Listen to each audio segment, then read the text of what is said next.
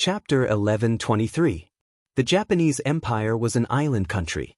Not to mention the military's warships, even the civilians' ships were innumerable. It was just finding some ships to send a message to Baiming. It wasn't a big deal. For the sake of safety, 10 teams of envoys were sent out this time to guard against the 5-star army's interception on the sea. Ashikaga Yoshimasa was really careful. The 10 teams of envoys scattered. Some of them were intercepted by the 5-star army, so the news was leaked. But in the end, some ships were lucky enough to cross the sea and arrived at Baiming. Through the intercepted ships, the 5-star army knew about Ashikaga Yoshimasa's actions and reported it to Yang Chendong. Looking at the statement sent to him, Yang Chendong coldly snorted and said, "Just a trapped beast. Do you really think you can stop my army in this way? Humph, Beta Persei, send a report to Su Yozhin. He should know what to do. Also, inform the frontline army to speed up their march. We don't have much time left." Baiming Kyoto. The envoys of the Japanese Empire, who had weathered the waves, finally arrived here. Then they hurriedly sent a letter to the Ministry of Rights that was in charge of foreign affairs. In their opinion, the Japanese Empire was in danger. The Emperor of Baiming should summon them soon. But they didn't expect that they would wait for several days. It wasn't that the letter didn't reach Zhu Qiyu's hands. Nowadays, the imperial power was still very prestigious. Even if the Minister of Rights was Hu Shao, Yang Chendong's father-in-law, he still didn't dare to suppress this matter. So the problem didn't come from the Ministry of Rights, but from the imperial court. After Zhu Qiyu saw the letter from the Ministry of Rights, he immediately called for a court meeting to discuss the matter of sending troops. What he didn't expect was that when it came to sending troops to the Japanese Empire, the reaction of the ministers was surprisingly similar. They all didn't agree to send troops. Among them, the Crown Prince's junior tutor, Grand Secretary and Minister of Justice Su Yozhin was the most opposed. "Your Majesty, in order to resist foreign aggression, we must first pacify our internal affairs. We haven't even solved our own problems yet, so how can we possibly help the Japanese Empire? You have to think twice before making a decision." On the surface, Su Yozhin and Yang Chendong were irreconcilable enemies. Because of this, Zhu Qiyu deeply trusted and relied on Su Yozhin. Now that he was the first to speak, the other officials also began to chime in one after another. "Your Majesty, young Master Su's words are reasonable. What we should do now is to solve the problem of Shajing and Jingzhou. We shouldn't divide our forces to help others." "Yes, Your Majesty. According to the letter, the Japanese Empire is already on the brink of destruction. Even if we send troops now, how big of a problem can we solve?" "Yes. Fighting across the sea is disadvantageous to our supplies. Once something happens, it will be a big problem. Thinking about how the Japanese Empire would often invade our seas in the past, they deserve to be in trouble now. Everyone is right. I second the motion." "I second the motion." All kinds of opinions appeared, but the general idea was the same. That was, they should not send troops to help the Japanese Empire. The so-called, "the lips are cold and the teeth are cold," was certainly reasonable. However, Baiming and the Japanese Empire were separated by the sea, so this statement was difficult to hold. Especially in the period when the marine industry was not developed, no one would feel any danger or threat. In their eyes, Baiming's safety was the most important thing. At least, the Japanese Empire, a small vassal state across the sea, was not their concern. Zhu Qiyu, who was sitting on the golden dragon throne, originally had a solemn look on his face. When he saw the letter of Ashikaga Yoshimasa saying that he was willing to serve Baiming for generations to come, and when he saw that the tribute would be doubled every year, he was a little tempted. Being able to gain fame and profit at the same time, this kind of thing was what the Supreme Emperor liked to do the most. However, he did not expect the officials to react so fiercely. This was really beyond his expectations. Of course, with his identity as the emperor, he could make all the decisions on his own, and the officials below could not say anything. However, right when he was exerting pressure on the 5-star army and even had a great victory in front of him, it would not be a good thing if he disheartened the officials. Zhu Qiyu was naturally willing to help others without affecting herself. If she could gain fame and benefits, she would naturally be willing to do it. However, he did not want the Baiming court to fall into instability because of this. At this moment, he became hesitant. Zhu Qiu did not know that after Su Yozhen received the telegram from the Security Bureau, he immediately did a lot of work.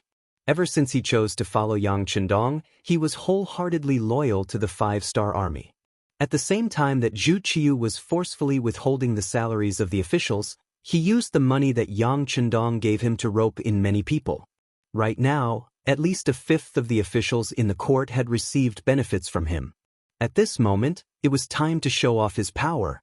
He had secretly contacted many people, and under the reasonable, polite explanation, there were many people who followed his lead blindly. For example, in the court now, those who spoke first were all arranged by him. Under the guidance of public opinion, some officials who did not know what was going on were also persuaded and expressed their own opinions. Yang Chendong's plan was effective. Considering that there were too many objections in the court, Zhu Qiu did not bring up the matter of sending troops. He only said that he was thinking about it. Using this time, Yang Chendong commanded the 5-star army to gallop on the battlefield of the Japanese Empire, reducing the territory and strength of the Japanese army. It had been more than 20 days since the last time he sent out a request for help, and there was still no news that was beneficial to him. Ashikaga Yoshimasa, who was originally sitting in the military tent, could no longer sit still. He once again called his trusted subordinate, Maori Regularization, to discuss how to solve the crisis.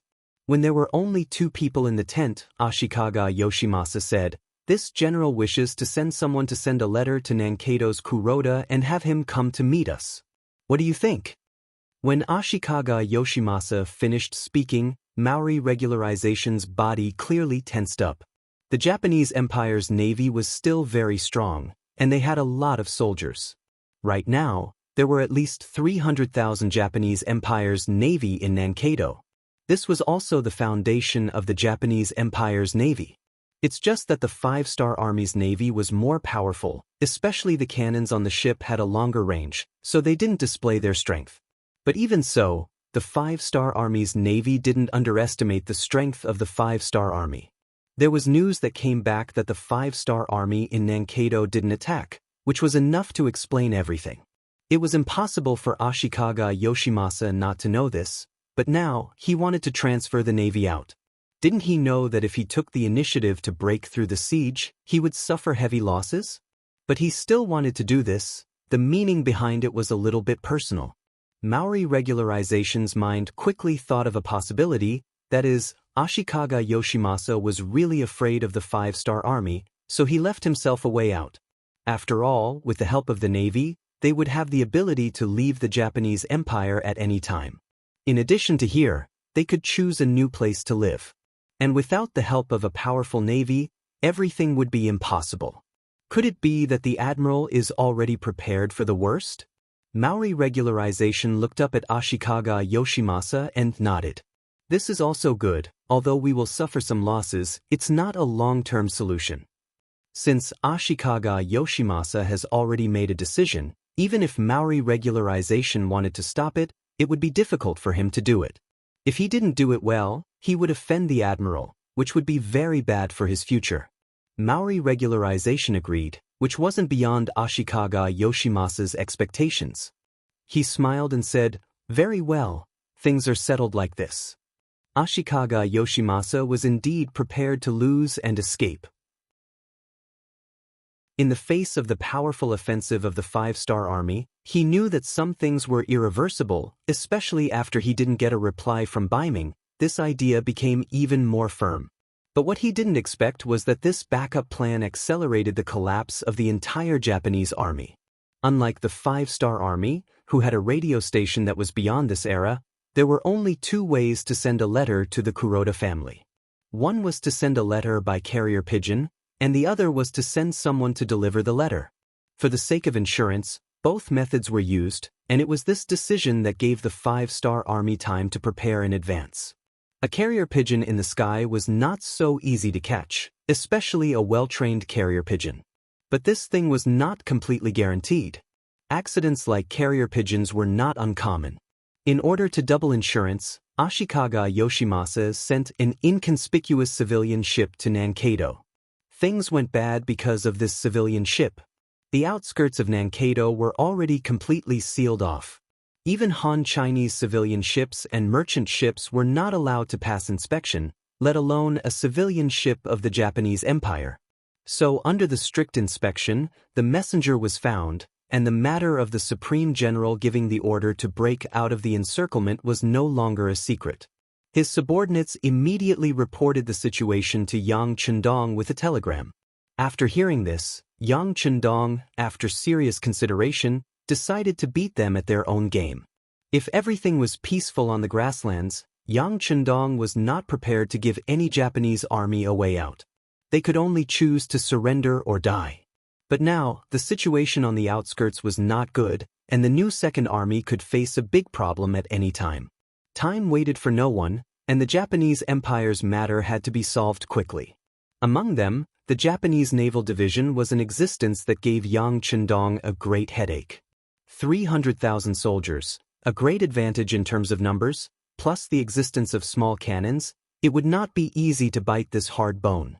In addition, this Kuroda was not someone to be trifled with. According to the intelligence personnel hidden in Nankado, the security there was stable, which eliminated the possibility of an internal attack.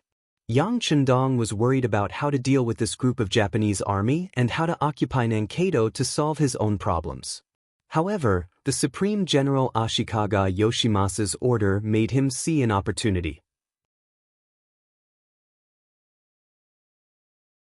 Chapter 11:24. Even if they didn't have a big appetite and couldn't swallow the Japanese Naval Division, they could at least chase them away and occupy the whole of Nankado. After Yang Chendong thought about it again and again, he sent a telegram to give the messenger from the Japanese army a chance to escape and send the information to Kuroda. Under Yang Chendong's arrangement, the messenger successfully escaped and smoothly entered Nankado. At this time, Kuroda had already received the order from the Supreme General Ashikaga Yoshimasa through a carrier pigeon. At this moment, he was thinking of a plan of action.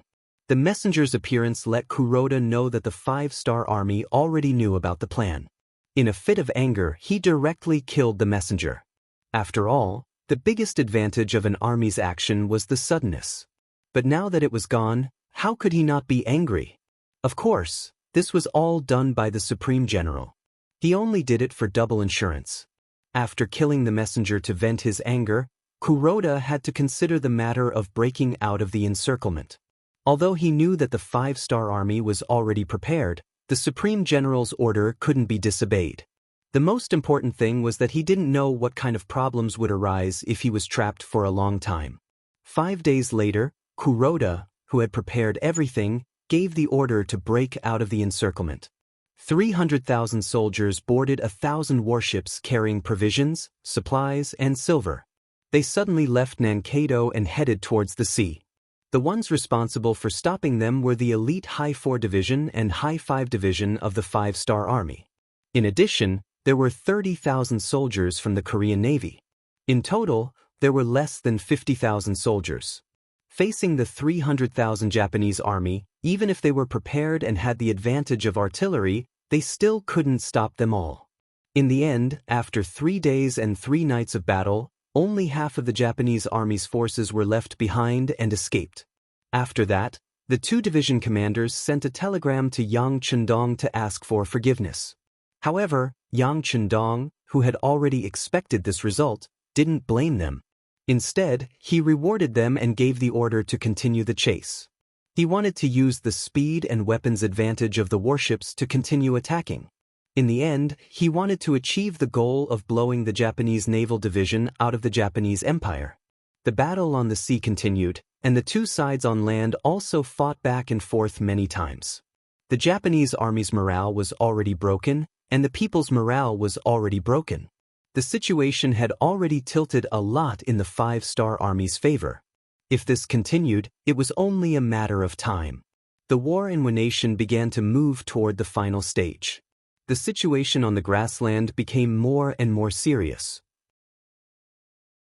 The Second Army's courtyard. This was the 3rd time Rong Xiao's appearance. The first two negotiations between the two sides did not go well, or it could be said that Xia Jie was intentionally raising his status and delaying the negotiations. This time, Rong Xiao had already made the final decision. If they didn't surrender, they would fight.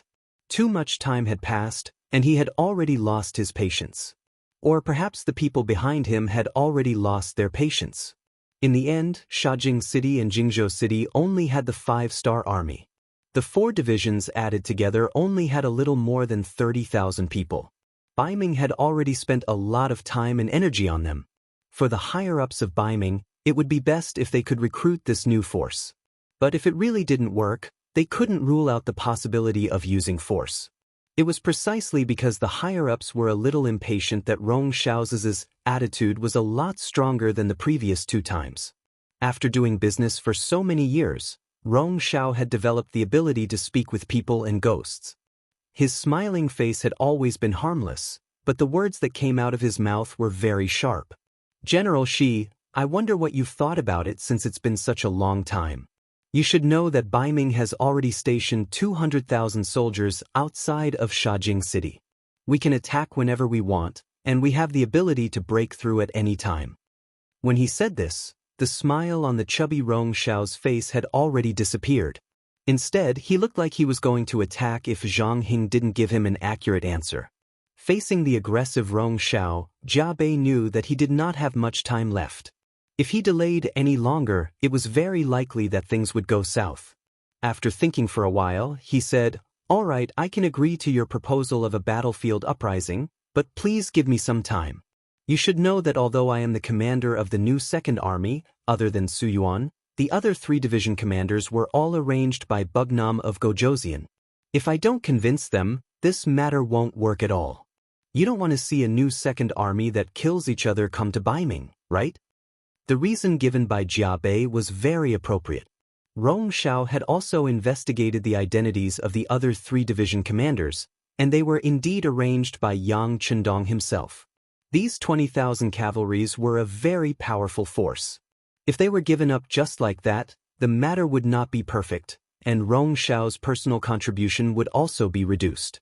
He immediately nodded and said, "All right, but I need an accurate time." 1 month. Jia Bei gave an answer after thinking about it for a while. "No, at most 10 days. Rong Xiao refused in a businessman's tone. In the end, after bargaining between the two, 20 days was the norm. In other words, after 20 days, if Jia Bei still could not lead the new Second Army to Baiming, then the Baiming army outside the city would launch a military operation. First City. As the largest city under Yang Xie's influence on the grassland, and also one of the earliest cities built, it was still prosperous. Although the external environment was a bit tense during this period, the people living in the city were not affected much. This naturally had an inseparable relationship with the powerful new army stationed here. As the highest leader of the military department other than Yang Chendong, Tiger's Mane fully showed enough ability to manage the new army in an orderly manner. Even the rampant Baiming Liaodong cavalry never had the intention to attack them. Even when they took action, they would often be 200 miles away from First City. It was also because of this arrangement that the two sides had the intention of not interfering with each other.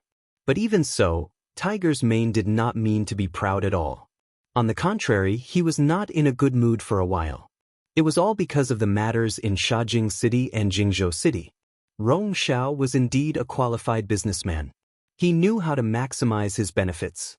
Ever since he started to come into contact with the new Second Army, he kept releasing all kinds of unfavorable remarks.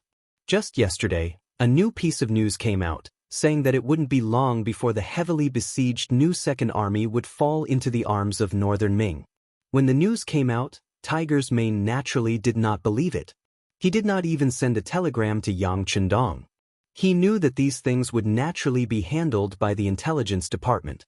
What he had to do now was to deal with all kinds of accidents that might happen next.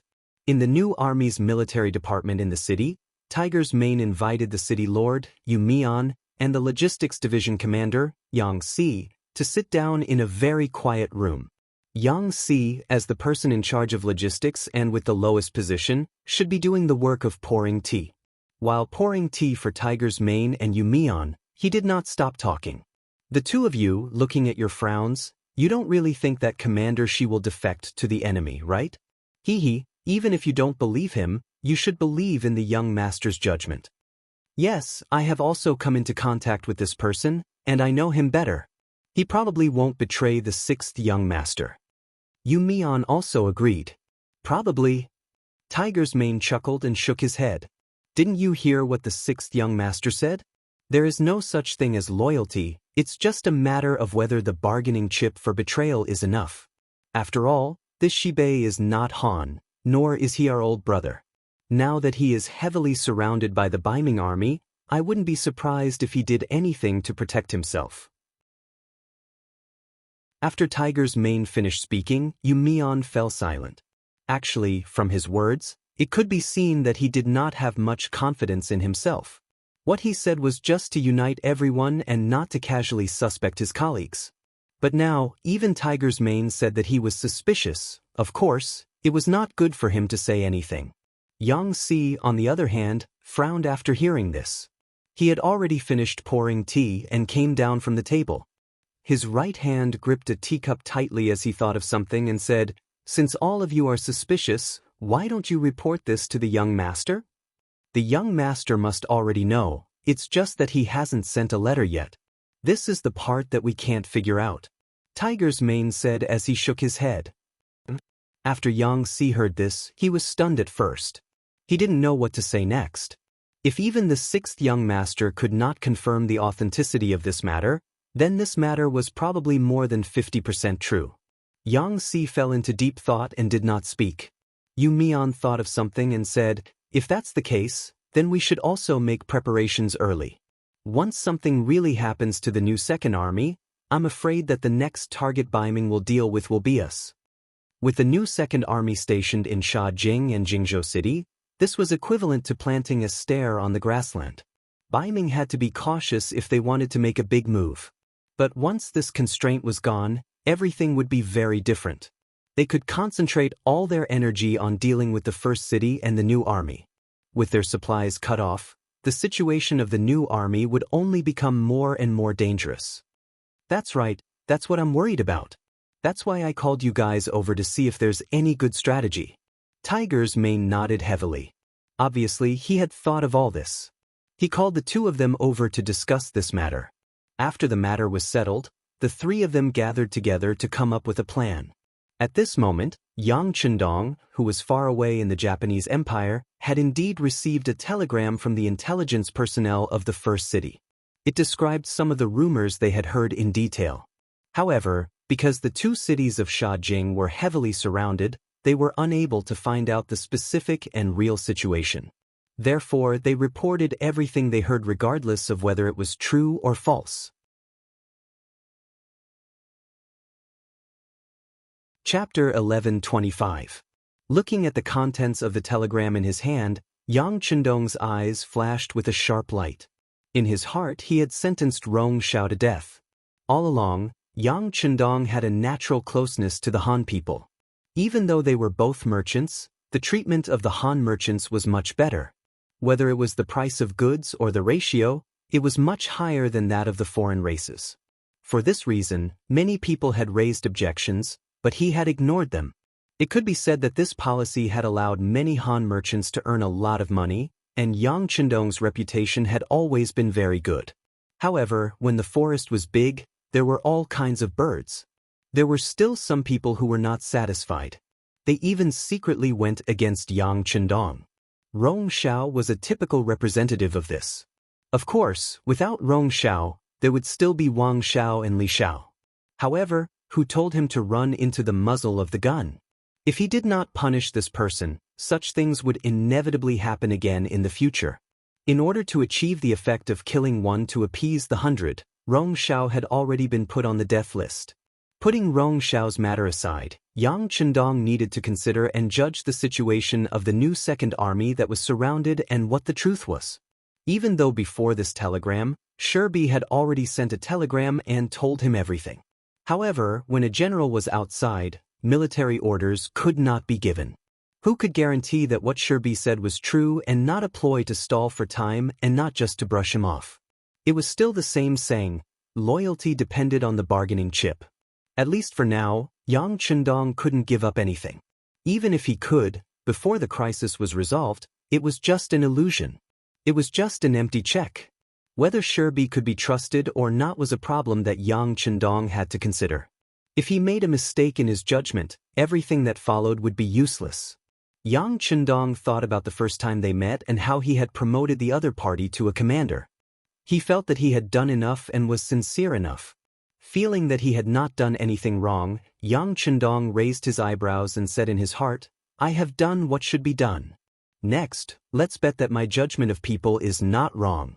I hope you can withstand the test." Yang Chendong, who seemed to have made a decision in his heart, called Beta Persei. He wanted to send a telegram to Tiger's Mane of the new First Army to ask him to pay more attention to Shirbi's situation. At the same time, he had to prepare for the city defense battle now. Although the new Second Army's matter was big, it was far away and there was nothing he could do. However, the problem of the Japanese army in front of him was something that needed to be solved. If he got stuck in this quagmire, he was afraid that it would not only be the new Second Army that would have problems, but more problems would appear. After seeing Beta Persei return after sending the telegram, Yang Chendong asked, "How's the situation in Nanhai province?" "Young master, the people who moved out are moving in, but the area there is not small. It will take at least a month to distribute the land and restore order," Beta Persei reported in a deep voice. Yang Chendong nodded to show that he knew, and then asked, "Which army is responsible for the cleanup work?" "Young master, it's under the command of Commander Nyo Duo." "Okay, order Nyo Duo to take a boat to Ping in Beijing quickly. By the way, send a telegram to the Security Bureau in Beiming's Kyoto." When Yang Chendong said this, a murderous intent flashed in his eyes. Obviously, the matter of the new Second Army made him a little angry, and he was ready to start a massacre. Beiming's Imperial Palace. Acting Sect Master Zhu Qiu was in a good mood recently. It was all because of the news that came from the grassland that Rong Xiao had already convinced the commander of the new Second Army of the Five-Star Army, Shibiao. In 20 days, they might raise their army and surrender. If that was the case, he would not have to pay any price to gain an extra army of troops. Comparing the two, he would have a greater advantage in suppressing the Five-Star Army's forces. Once the Great Ming Empire suffered heavy losses and finally dealt with the Five-Star Army, he would lead a strong army to the south to solve the problem of the South Ming Empire. If he could also solve the problem of the South Ming Empire, then the Great Ming Empire would regain its former glory in his hands. Thinking about how great of a feat this would be, it was really exciting. Just as he was in a good mood, Chief Eunuch Jin Ying appeared. "Your Majesty, the Crown Prince's junior tutor Su Yozhen said that he has an urgent matter to discuss with you. What do you think?" "Oh, send him in." Hearing that Su Yozhen had come, Jin Ying nodded. He admired this official who could do things. Not long after, Su Yozhen appeared in the main hall of the Imperial Palace. He first knelt and kowtowed, and then he stood up with a serious expression. "Beloved official Su, you don't look too well. May I know why you've come?" Zhu Qiu asked in a nonchalant manner. "Your Majesty, this official has come for a matter related to Beiming's reputation. I really have to say it." Seeing how solemn Su Yozhen was, Zhu Qiu, who was sitting on the dragon throne, also straightened his body and asked, "What's the matter?" "Yes, Your Majesty." Su Yozhen held the ceremonial tablet and said, "Your Majesty, this official has come to ask for forgiveness." "What's going on?" Zhu Qiu, who was confused by these words, asked. "Your Majesty, it's like this. Previously, when the Japanese Empire asked for help, this official spoke out in court to stop it. At that time, I didn't do anything wrong. After all, the most important thing in court right now is to solve the problem of the grasslands and achieve the goal of dealing a heavy blow to the Five-Star Army.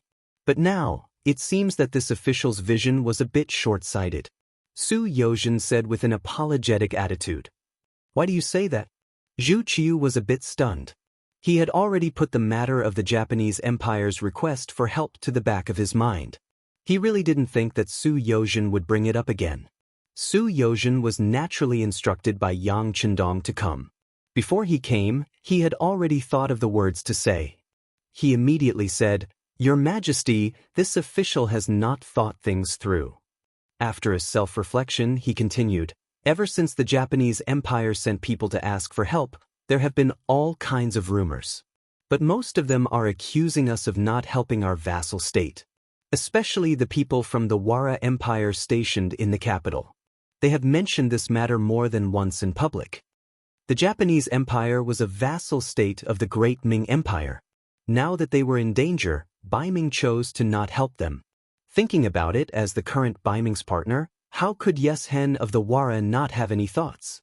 If this matter was not handled well, it would greatly affect the cooperation between the two sides."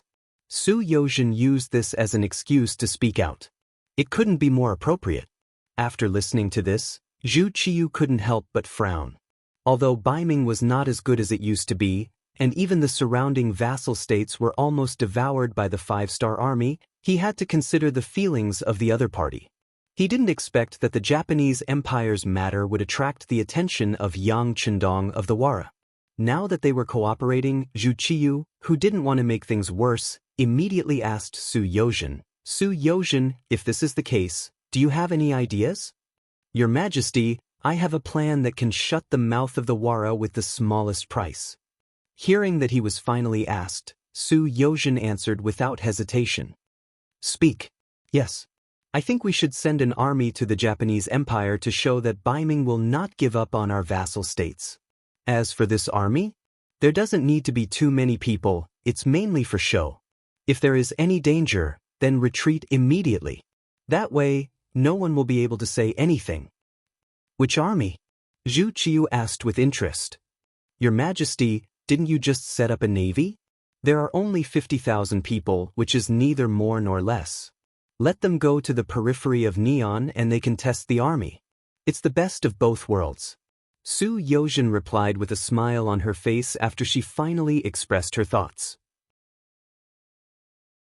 Since the five-star army has been growing, especially after they first took down North Korea and then attacked the Japanese Empire, the safety of the sea has also attracted Zhu Qiyu's attention. He spent a lot of money to build a 50,000-person navy and at the same time lifted the ban on the sea. He was ready to build something on the sea. In Zhu Qiyu's opinion, even if they can't dominate the sea like the five-star army, they should at least have the power to protect themselves and have their own voice. Therefore, this 50,000-person navy was established, and the people chosen were all people who were excellent in the water. It took a lot of effort. This 50,000-person navy can be called the prototype of the Baiming Navy. Once it is done, it will continue to grow. Therefore, when he heard that he was going to send this precious army to the battlefield of the Japanese Empire, Zhu Qiyu was a little against it. Su Yozhen saw that Zhu Qiyu didn't make a decision immediately, so she knew what the other party was thinking. She continued to say, "Your Majesty, from a weak army to a strong army, it has to go through all kinds of training. This trip to the Japanese Empire is one of them. Besides, if things go wrong, we can withdraw in time. Just treat it as a training at sea. We can use this opportunity to shut the mouths of others. Isn't it a good thing?" Zhu Qiyu thought about it carefully and felt that there was a certain degree of truth, so he nodded. "Good, since that's the case, I will discuss it with the officials of the Ministry of War." Zhu Qiyu said this, which meant that he agreed. It was not the late period of the Great Ming Dynasty, and now the imperial power was still relatively unified. Especially in the use of the army, they had the power to keep their word. Shur City. Yang Chendong sent a telegram. There were not many words, and it could even be said that there was only one sentence. Observe closely, prepare to defend the city, and act at your discretion during special times. The so-called act at your discretion was equivalent to giving all the power to Tiger's Mane. This was a trust, but at the same time, it was also a pressure.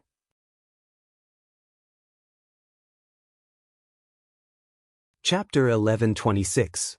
It was conceivable that if the matter was not resolved properly, Tiger's Mane would inevitably be blamed by others. However, at this time, Tiger's Mane could no longer care so much because he had received accurate information that the Biming emissary had begun to negotiate with them. They had agreed to make a final decision within 20 days at the latest. Now, it seemed that there were only 17 days left.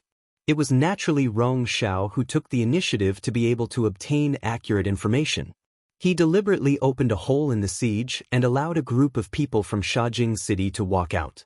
As expected, there were intelligence personnel from the 5th Star Army among them. As soon as he received the news, Tiger's Mane called Yumian and Yangxi. The three of them discussed together how to deal with the complicated situation that could change at any time. The three of them first listened to the report of the intelligence personnel who had escaped from Shajing City. When they learned that their people had seen the merchant Rong Xiao appear in the residence of the northern Ming emissary with their own eyes, and when they saw him being escorted out with a smile, the three of their faces turned somewhat ugly. The one who had the most intense reaction was Yangxi. He suddenly slammed the table and reprimanded loudly, "What does this Biming want to do? To think that the young master trusts him so much. He actually dares to collude with foreign enemies and rebel. This is really intolerable." "That's right. I didn't expect him to be such a person." Yu Mian quickly agreed. At the same time, he also looked very angry.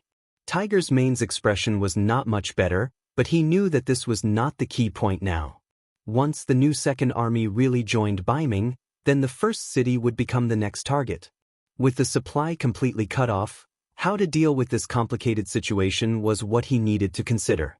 As for other matters, regardless of whether it was true or not, the 6th young master would naturally deal with it. "Both of you calm down first. Let's think about our own problems first.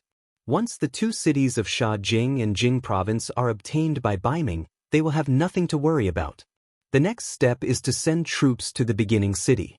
At that time, do the two of you have any countermeasures?" Listening to Tiger's Mane's words, Yangxi replied without hesitation, "What else is there to think about? Of course, we'll deal with whatever comes our way. Our beginning city is not like Shajing City and the other two cities.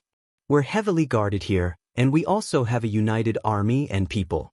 We're not afraid of any enemy's invasion. Our beginning city is not afraid of any enemy. Let's just fight." Yu Mian's heroic spirit seemed to have been aroused at this moment. His voice was like a bell as he spoke. All right. This was what Tiger's Mane wanted. As long as everyone had the same attitude and cooperated with each other, there was nothing that couldn't be done. There was no enemy that couldn't be defeated. Just as the situation on the grassland became very complicated, the war on the battlefield of the Japanese Empire was in full swing. After Yang Chendong issued the order for a general counterattack, more than 200,000 soldiers of the 5-Star Army launched a crazy counterattack. In addition to the cooperation of more than 100,000 soldiers of Sensei Naganabu and Fukada Tani, their total strength had surpassed the troops of Supreme General Ashikaga Yoshimasa. Having more troops than the other party did not mean that they would definitely win. However, the strength of the morale of the army and the strength of their combat power were enough to show that the scales of victory and defeat had tilted greatly. After the army left Ping and Beijing, they went straight to the north and came to the Dongshan Road.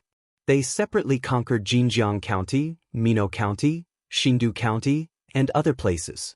They directly suppressed Ashikaga Yoshimasa's troops in the Musashi area of the Donghai Road. On the sea, President Kuroda's 300,000 soldiers broke through the encirclement. Although they had the advantage in terms of military strength, in the face of the powerful artillery of the C4th Division and the C5th Division, they fled all the way. When the 300,000 soldiers entered the Dongshan Road, there were only 100,000 soldiers left. On the land, they lost many cities and lost many soldiers. Of the 300,000 soldiers, there were only 100,000 left. Under such a situation, Ashikaga Yoshimasa, who originally had millions of soldiers, only had 200,000 soldiers left. The reduction in his strength made him anxious every day. While he cursed the 5-Star Army for being arrogant, he also made preparations to abandon his homeland and leave the Japanese Empire. Compared to the Japanese Empire's continuous losses, the 5-Star Army was like an unstoppable hurricane. Wherever they went, they would not hesitate to kill anyone who resisted. Along the way, who knew how much blood they had shed? In the end, the forces that opposed the five-star army were all in danger. Most of them had no choice but to surrender, while a small number of them fled. Based on the current situation, in at most 3 months, the entire Japanese empire would be conquered by the five-star army. After taking half a year to migrate and exchange people, it was inevitable that Japan would become another province under the five-star army. However, at this time, a telegram suddenly appeared. At the same time, the 1st Cavalry Division, New Army, and the 4th Division were all transferred back to Ping and Beijing. When the telegram was sent out, all of the generals on the front lines who received the news were confused. Seeing that victory was right in front of them, they did not know why such an order would appear. Although the five-star army had over 300,000 soldiers, the only ones that could fight were the 4th Division, the 7th Army, the 1st Cavalry Division, the New Army, and the 1st Reserve Division. The rest of the soldiers, such as the 2nd, 3rd, 4th, 5th, and 6th Divisions, as well as the hundreds of thousands of miscellaneous Japanese soldiers, were left behind to pick up the leftovers. Many of them were even cleaning up the battlefield. Now that 3 powerful armies were suddenly transferred away, it was inevitable that the generals would have all sorts of guesses. However, no matter what thoughts they had, this telegram was personally sent out by Yang Qindong. Just based on this point, no one dared to disobey. After being surprised for a moment, the 3 armies packed up and stopped moving forward. Then, within 8 hours, they began to change direction, going from north to south to Ping and Beijing. This was the military order of the five-star army. Once an order was given, regardless of the situation, it must be obeyed. This was also something that Yang Xie's generals had to do. In the blink of an eye, the 3 powerful armies left. Although the total number of soldiers was not large, only around 50,000, it was still a big blow to the morale of the army. The 7th Army's commander, Tiansu, took the initiative to look for the 1st Reserve Division's commander. Su Kuda was also a division commander, and the 1st Reserve Division soldiers were 30,000, far more than the 7th Army's 10,000 soldiers.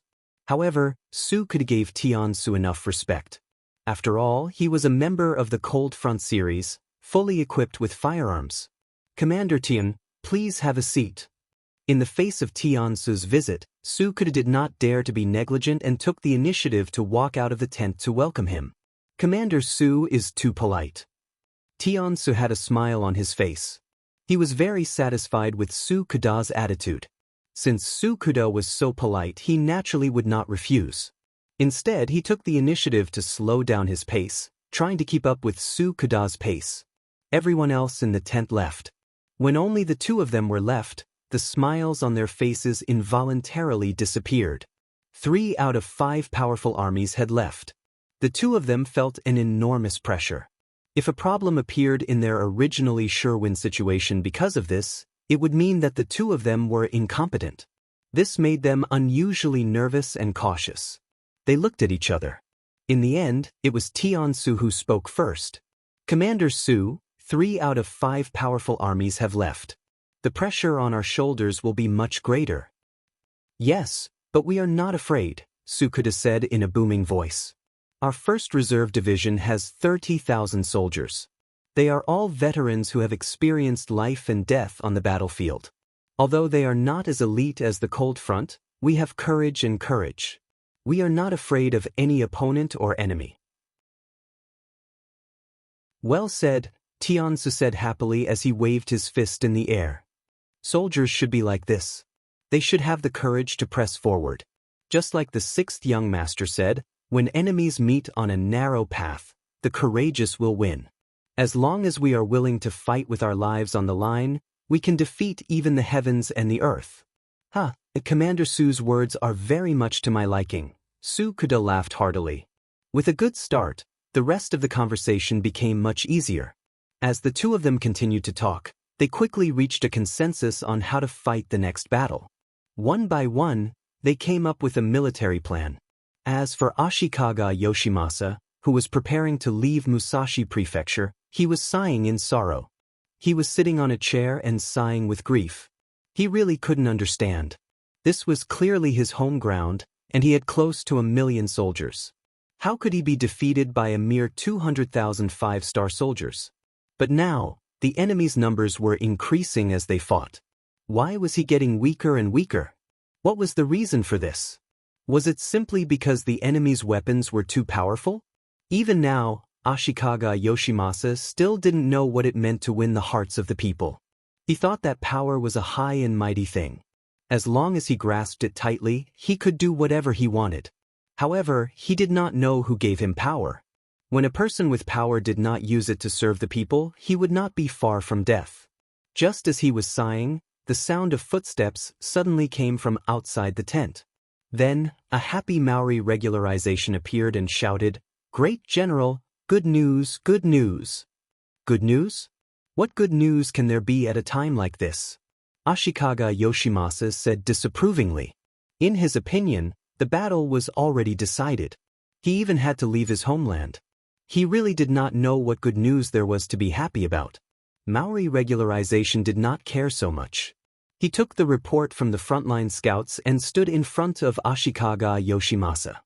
He said excitedly, "Great General, I just received news that the five-star army has withdrawn." What? Ashikaga Yoshimasa, who originally did not care, suddenly stood up. His eyes were wide open, and he had a look of disbelief. Say that again.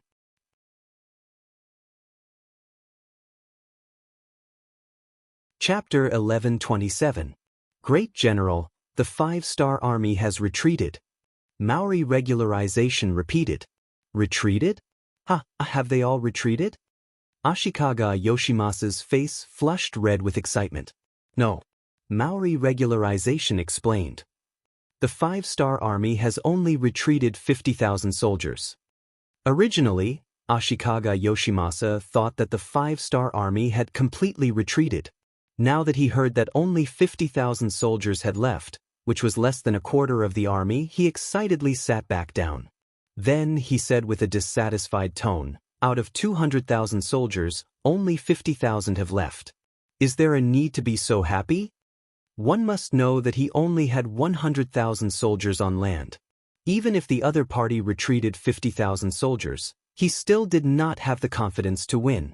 Maori regularization was startled for a moment. Then he seemed to realize that he had said something wrong. He immediately took the initiative to explain, "Great General, although the five-star army has only retreated 50,000 soldiers, the ones who left are all elites. There is the 4th Division of the Cold Vanguard Army, the powerful 1st Cavalry Division, and the New Army." When Ashikaga Yoshimasa calmed down and heard that it was these 3 divisions that had left, a hint of joy flashed across his face. However, he quickly regained his composure and said, "At this time, why did these 3 divisions suddenly leave? What is Bugnam of Gojoseon doing?"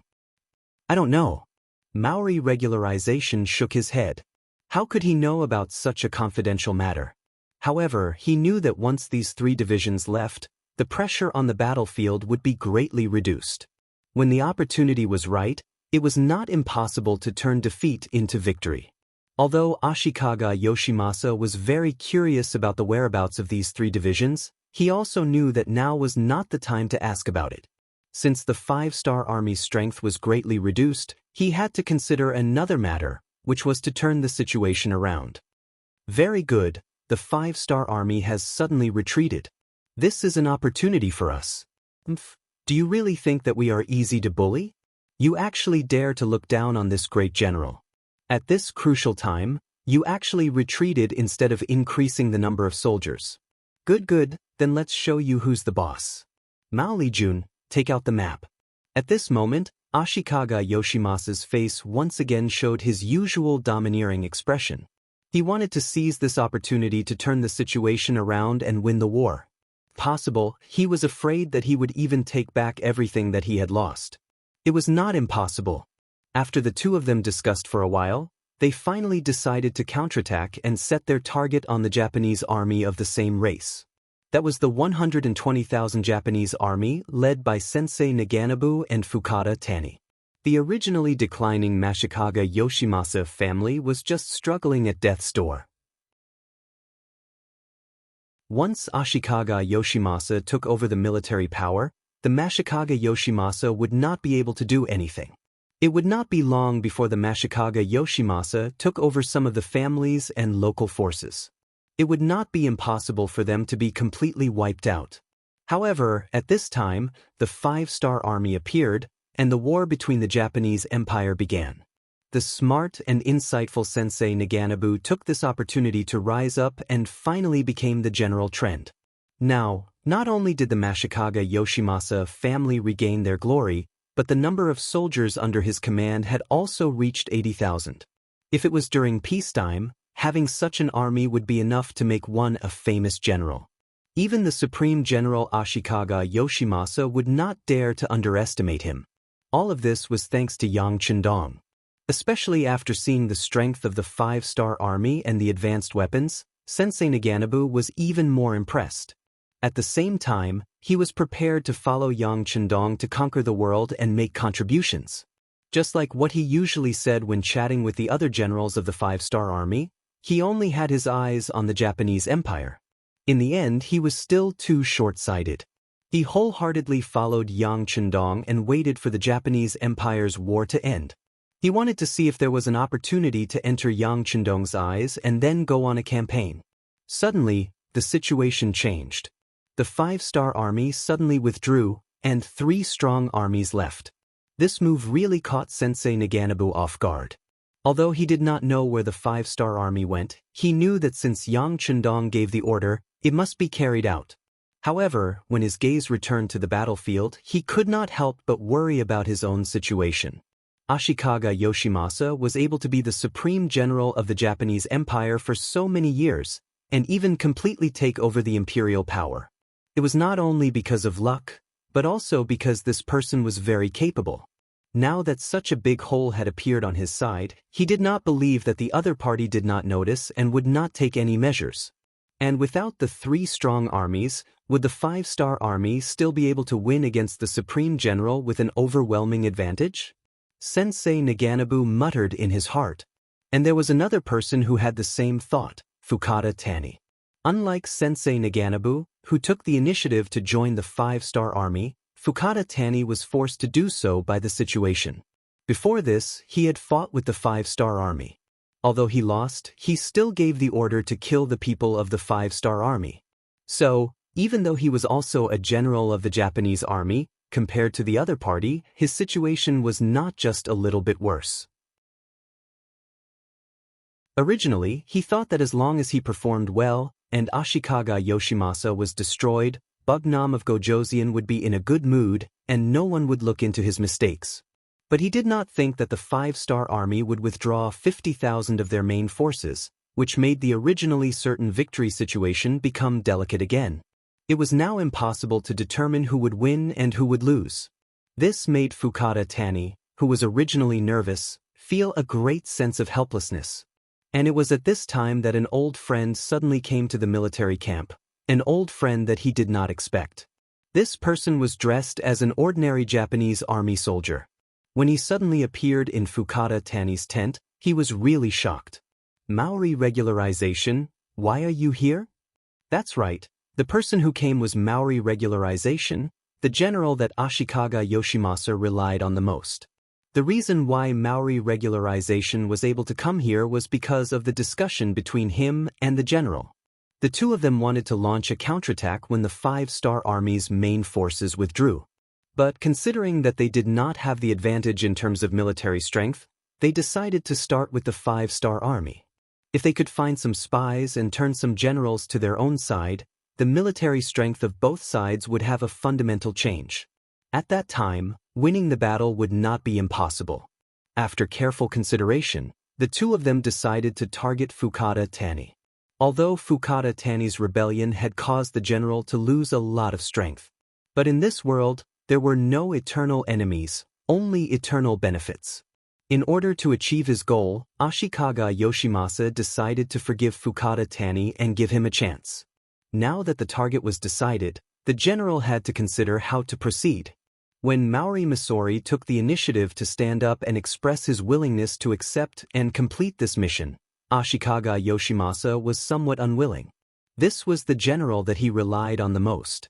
If something were to happen to him, the loss would be too great. Ashikaga Yoshimasa did not immediately agree, which made Maori regularization feel very touched. Didn't this mean that the other party valued and cared about him? Because of this, he had to do this task well, so he said, "General, this mission has to be done by me. First of all, my identity is important enough. Only if I go can I dispel some of Fukada Tani's concerns and worries.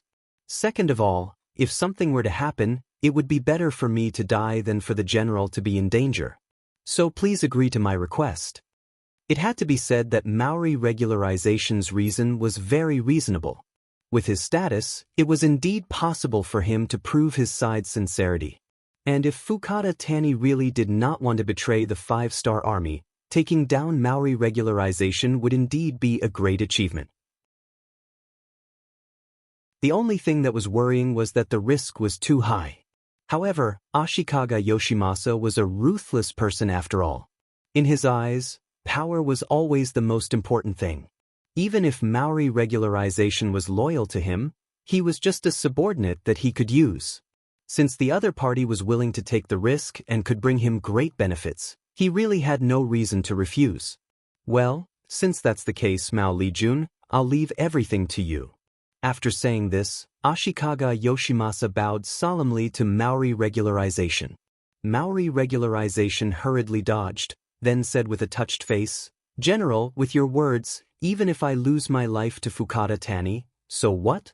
Just like this, Maori regularization appeared in Fukada Tani's tent. Along the way, he had brought enough money. After a while of bribing, he finally appeared in front of Fukada Tani without attracting anyone's attention. Fukada Tani was very surprised by Maori regularization's sudden appearance. But after all, he was someone who had made a name for himself before. He quickly suppressed this shock in his heart. First, he looked outside the tent and found that everything was normal. When he saw that his personal guards were patrolling not too far away, he felt more confident.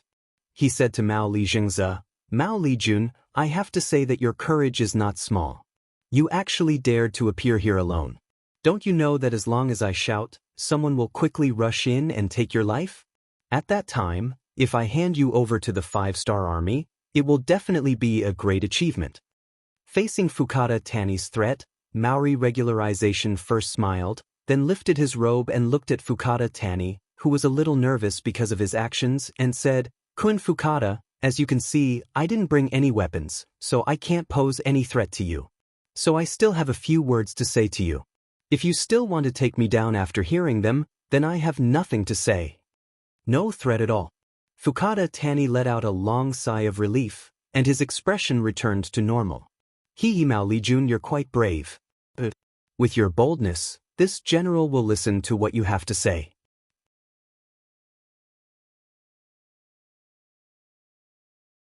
Chapter 1128. At this moment, Fukada Tani was a little relaxed, and even a little happy.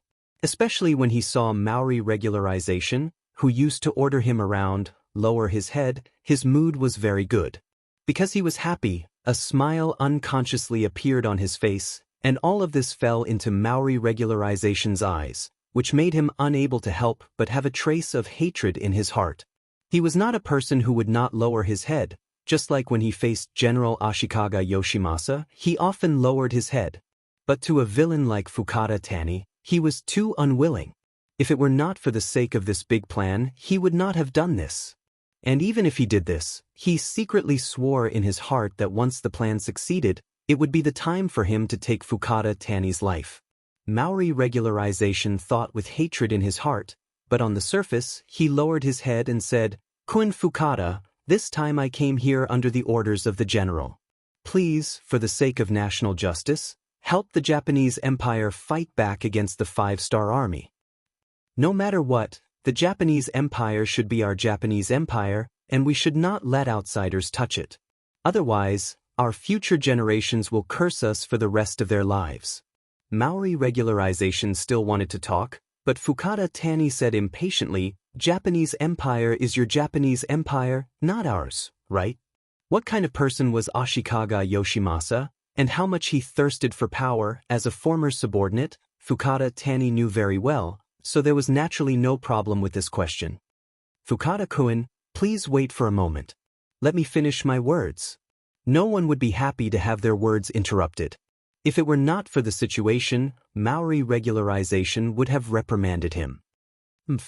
Fukada Tani snorted and turned his head to the side to express his dissatisfaction, but he didn't say anything else. Then, he continued to listen to Maori regularization. Kun Fukada, you asked a good question just now. I will answer this question now. In the future, the Japanese Empire will be our Japanese Empire. Regarding this matter, the Supreme General has already made a decision. Once he becomes the Emperor in the future, he will make you the Supreme General. You will be in charge of the military affairs of the entire Japanese Empire. Oh, that's right. Here's a letter written by the general himself. You can take a look. As he spoke, Mao Lijeng handed over a prepared letter. In order to show his respect, he even extended both of his hands to pass it over.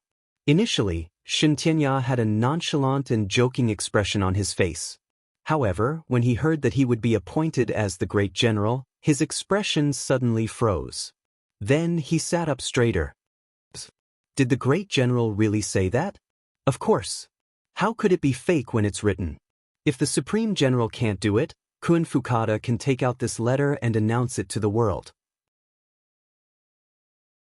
The Maori regularization's tone was extremely firm. With the letter in hand, Fukada Tani opened it and read it carefully. When he found that what was written was exactly the same as what the Maori regularization said, his expression became more excited. All of this fell into the eyes of the Maori regularization.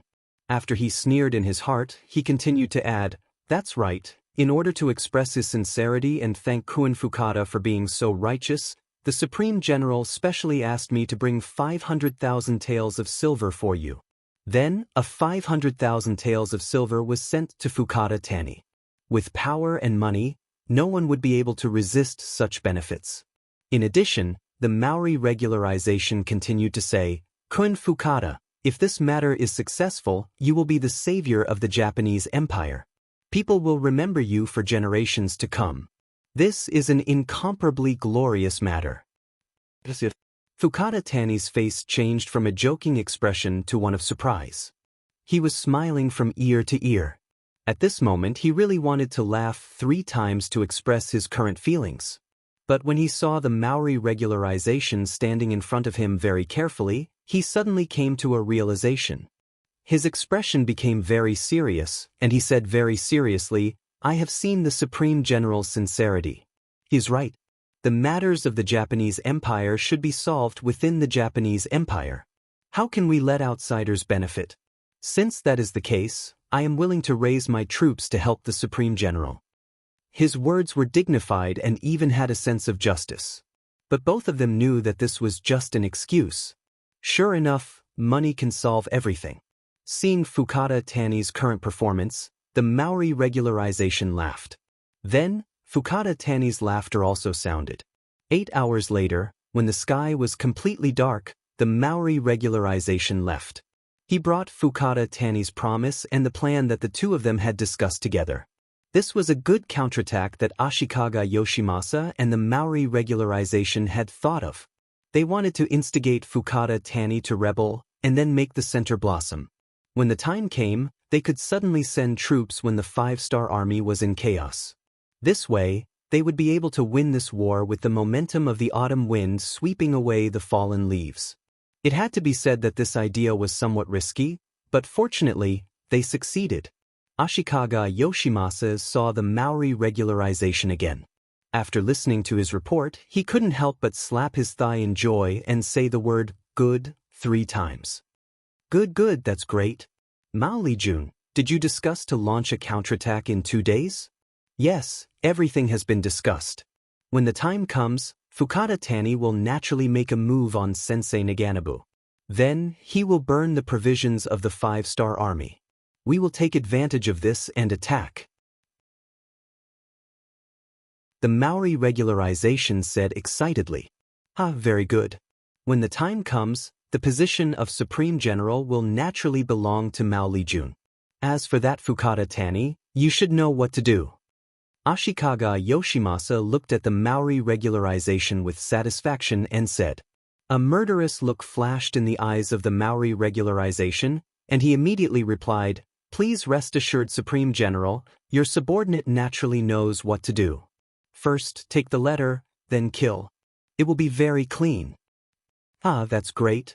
Ashikaga Yoshimasa's laughter once again resounded in the tent. Because the 5-star Army's 3 strong armies had suddenly retreated from the battlefield, Ashikaga Yoshimasa, who was originally prepared to withdraw from the Japanese Empire, made a new decision.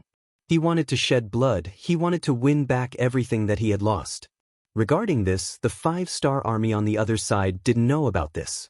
They still continued to do as they pleased, slowly pushing forward the battle line, slowly moving towards Musashi Prefecture. In the next 2 days, under the careful supervision of the 2 commanders, Tense and Kushueda, they took down another outlying county of Musashi Prefecture. They were one step closer to success. After a day of hurrying, the soldiers were a little tired. In the evening, they started to cook early. Other than the necessary sentries, the rest of the main forces went to sleep. They needed to accumulate enough strength for the next day. Compared to the silence of the 5-star Army's camp, 10 li in front of them, 100,000 Japanese army was slowly approaching. The one leading the Japanese Empire's Supreme General, Ashikaga Yoshimasa, and his deputy, Maori regularization. This time, all of the 100,000 soldiers were brought out. Clearly, they were prepared to go all out. This might be their last chance. If they won, they would rise again. If they lost, they would retreat. The 2 of them walked in the middle of the group. Their expressions were incomparably solemn. Before they saw the final result, their hearts were hanging high. The agreed time was getting closer and closer. The 2 of them were like defendants waiting to be judged by the judge. Their breathing became a lot heavier. Time passed by minute. Finally, the time that was supposed to come came. When it was midnight, the sound of battle cries could be heard from the distance. Then, flames soared into the sky, illuminating the horizon and turning it red. Ha! They finally made their move. Pass down my order, all troops attack. Supreme General Ashikaga Yoshimasa looked at the scene in front of him. Naturally, he was very excited.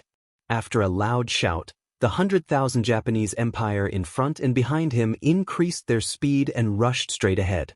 At this time, the 5-star Army's camp was in a mess. Corpses covered the ground.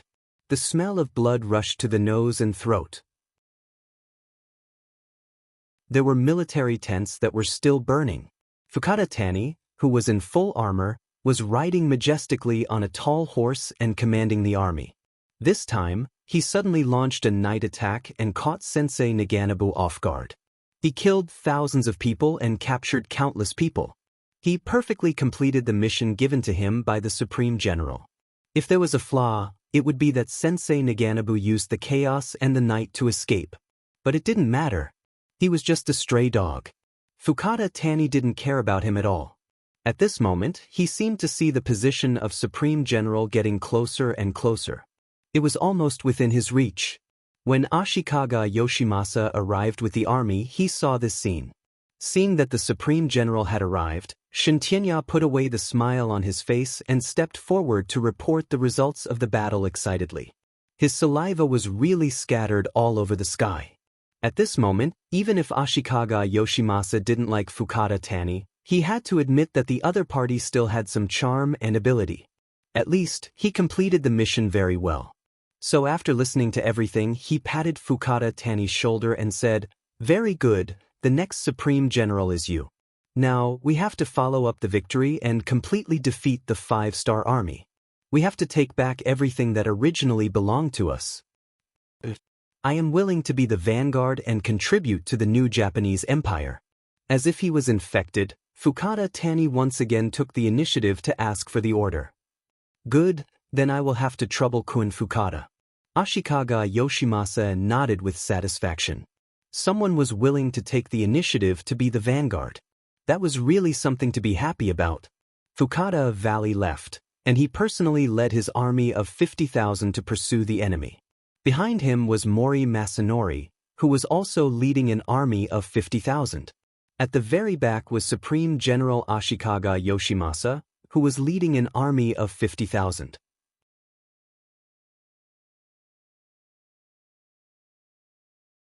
Chapter 1129. A total of 150,000 soldiers charged forward like a long dragon, chasing after the 5-star army. It could be said that they were invincible.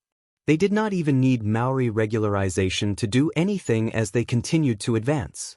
Along the way, they could see the corpses of the 5-star army soldiers lying on the ground. Unfortunately, most of them were from the Japanese Empire. Although Maori regularization could not bear to see them die, he knew that these people had betrayed them and deserved to die. After thinking about killing all of the Sensei Naganabu's men, it should be the Han people next. He could not help but become excited. The night passed by as they chased each other. By the time the next day dawned, they had already traveled 30 to 40 kilometers. When the sun rose and shone on their bodies, they felt a warm feeling. Fatigue also surged through their bodies. Reporting to General, the scouts at the front have sent news that General Fukada Tani's army has disappeared. Just as Mao Li was lazily stretching his back on his horse, a personal guard walked over and said something that made him turn pale with fright. Disappeared? Could it be that they ran too fast and lost track of them? Maori regularization felt that something was wrong, but he did not think of the worst possibility. We didn't lose them, but they deliberately hid. General, we are surrounded by tall mountains. If someone wants to hide, it won't be easy to find them. The bodyguard didn't dare to speak nonsense without evidence, but he still had the ability to remind the general. They deliberately hid? How is that possible? Mao Lijing still had a look of disbelief on his face, but soon his eyes widened. Clearly, he had thought of a possibility. He suddenly shouted, "Pass down the order, pass down the order, stop advancing and retreat immediately." If Fukada Tani deliberately disappeared, then there was a big problem. The worst and most likely result was that he did not intend to help the general at all. On the contrary, he did all this to lure them into a trap. Maori regularization came to a realization, but it was too late. Because just as he ordered the army to stop, and before the order had even reached the ears of the 50,000 soldiers, deafening battle cries suddenly came from the surrounding mountains. Then, countless bright-colored 5-star army soldiers covered the sky and covered the earth. It was as if a large blanket was about to wrap them up completely. When the battle cries sounded, Maori regularization's expression became very bad. He did not think that the worst result would happen. Speaking of his previous impression of Fukada Tani, whether it was Maori regularization or Supreme General Ashikaga Yoshimasa, they did not completely trust him. According to the previous plan, they would only attack when the 5-star army was defeated. But the strange thing was that the beginning of the battle was too smooth. Fukada Tani actually burned down the granary, and there were so many Japanese army corpses on the ground. Maori regularization also carefully looked at the corpses and found that the people on the ground had indeed died not long ago. It was all of this that dispelled all of Maori regularization's worries. Now that he thought about it, he was still too anxious. Even if Fukada Tani really fought with them against the 5-star army, with his strength, how could he do all of this so easily? It was completely because he was forced too hard. Now that he finally saw the light of hope, he threw himself into it without caring about anything else. There's no need to retreat. Tell everyone to shrink the formation and resist as much as possible. As long as we can hold on for a while, the Supreme General will definitely send troops to save us. Maori regularization was worthy of being a commander for many years. When he saw the qualitative change in the situation, he immediately changed the battlefield strategy. However, facing the 5-star army that had been prepared for a long time, even if Maori regularization's orders were accurate, once they reached here, everything would be over. 5 foreign divisions, plus more than 100,000 Japanese army led by Fukada Tani and Sensei Naganabu, a total of more than 200,000 people. And this was after they were prepared to deal with only 50,000 Maori regularization. There was no suspense at all about the result. The fierce battle began. Countless soldiers of the five-star army rushed towards the Japanese army that was surrounded. The sound of swords clashing could be heard endlessly. Under the great momentum, after resisting for less than an hour, the Japanese army's defensive formation began to show various loopholes. Gradually, the Japanese army began to surrender and kneel on the ground. The outcome of the battle was about to be decided. Not far from the center of the battlefield, Sensei Naganabo looked at Fukada Tani, who was also riding a tall horse, with a trace of envy and said, "Kun Fukada, this time you have made a great contribution. Bugnam of Gojoseon will definitely record it down." "Ah, Meiji-kun, I'll take your blessings. In fact, Bugnam of Gojoseon has already promised me the benefits I need. I'm very satisfied." When Fukada Tani said this, there was an unconcealable excitement on his face. Yes, the reason why the Maori regularization was surrounded was all because of Fukada Tani's betrayal. Ever since the Maori regularization appeared in front of him and spoke sincerely, Fukada Tani was not moved at all. However, he still pretended to accept everything in order to make a great contribution. Just like when the Maori regularization left, Fukada Tani went to find the 7th Army's commander, Tian Su, and the 1st Reserve Division's commander, Sukuda, and told them everything that had just happened. Fukada Tani's IQ was not low at all. He was chosen by Ashikaga Yoshimasa to stay in Ping in Beijing. He clearly understood the situation. The so-called Supreme General of the Japanese Empire was nothing more than a grasshopper after autumn. He would not be able to jump around for more than a few days. Not to mention, with what he had done, it would be strange if Ashikaga Yoshimasa would forgive him. The position of Supreme General? Only a fool would believe it so easily. Cooperating with such a person was simply courting death. Take advantage of your weakness to take your life. At this juncture, the most important thing was to find a way to step on him and maximize the benefits. In order to ensure that his rights and interests were not lost, Fukada Tani took the initiative to find Tian Su and Sukuda to report his work. From this point alone, it could be seen that he was very cautious. It was as if he was afraid that if he only went to find one of the commanders, the matter would be leaked and he would lose the credit. Fukada Tani underestimated Tian Su and Sukuda. The former was the commander of Lung Feng Lu and had a limitless future. The latter was the commander of the 1st Reserve Division and was in charge of 30,000 veterans. His future was also unpredictable.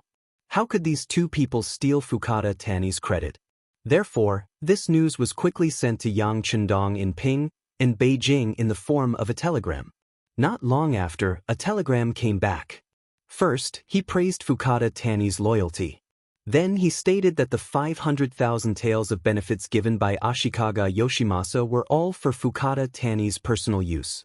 Not only that, once the Japanese Empire became a province of Xianxia, if he wanted, he could stay in the Japanese Empire and become a true supreme general. This was Yang Chendong's breadth of mind. His vision had never been limited to a city or a place. His goal was the entire world. A small Japanese empire was nothing to him. Not to mention, when the Japanese Empire became a province in the future, it was necessary to have a local supreme general. Only then could they avoid more internal friction. Fukada Tani's ability to lead troops into battle was average, but he was smart enough to see the situation clearly. Yang Chendong was very relieved to have someone like him manage the military of the Japanese Empire in the future. After Tian Su and Sukuda read the telegram, it was sent to Fukada Tani. He was extremely excited and repeatedly said that he would fully cooperate with the 5-star Army's military operation and fight a beautiful battle for the world to see. Tian Su and Sukuda, who originally wanted to show off and prove themselves, would not let go of such an opportunity. After the three of them discussed, they came up with a military plan to lure the enemy in and surround them to destroy them. Everything was going smoothly. The Maori regularization was surrounded by more than 4 times the number of soldiers, completely cutting off any thoughts of escape. At this moment, Fukada Tani's face was full of smiles and joy. The surrounded Maori regularization was still struggling to lead his troops. From time to time, he would anxiously look behind him. He was waiting for the arrival of the Supreme General.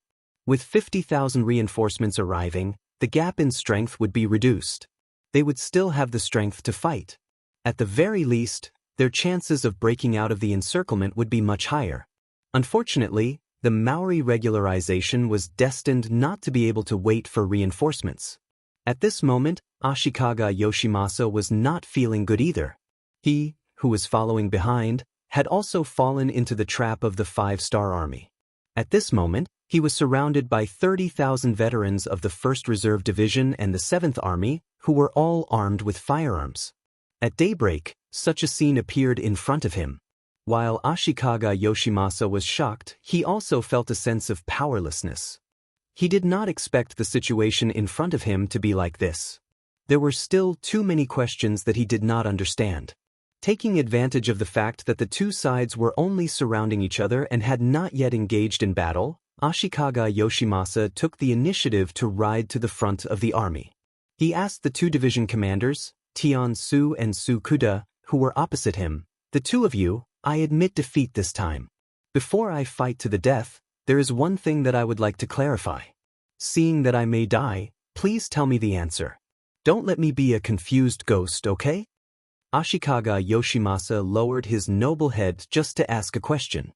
As the soon-to-be victors, Tian-su and Su-kuda, of course, would fulfill his request. Tian-su took the initiative to say, "Okay, as long as your question does not involve any military secrets, we can consider telling you the answer." "Thank you." Imitating the Han people, Ashikaga Yoshimasa clasped his fist and bowed again. Then he raised his head and asked, "Last night your camp was ablaze. That should be the rations being burned, right? Also, there were so many corpses on the ground. I saw that they were indeed people who died not long ago. I want to ask, what is going on?"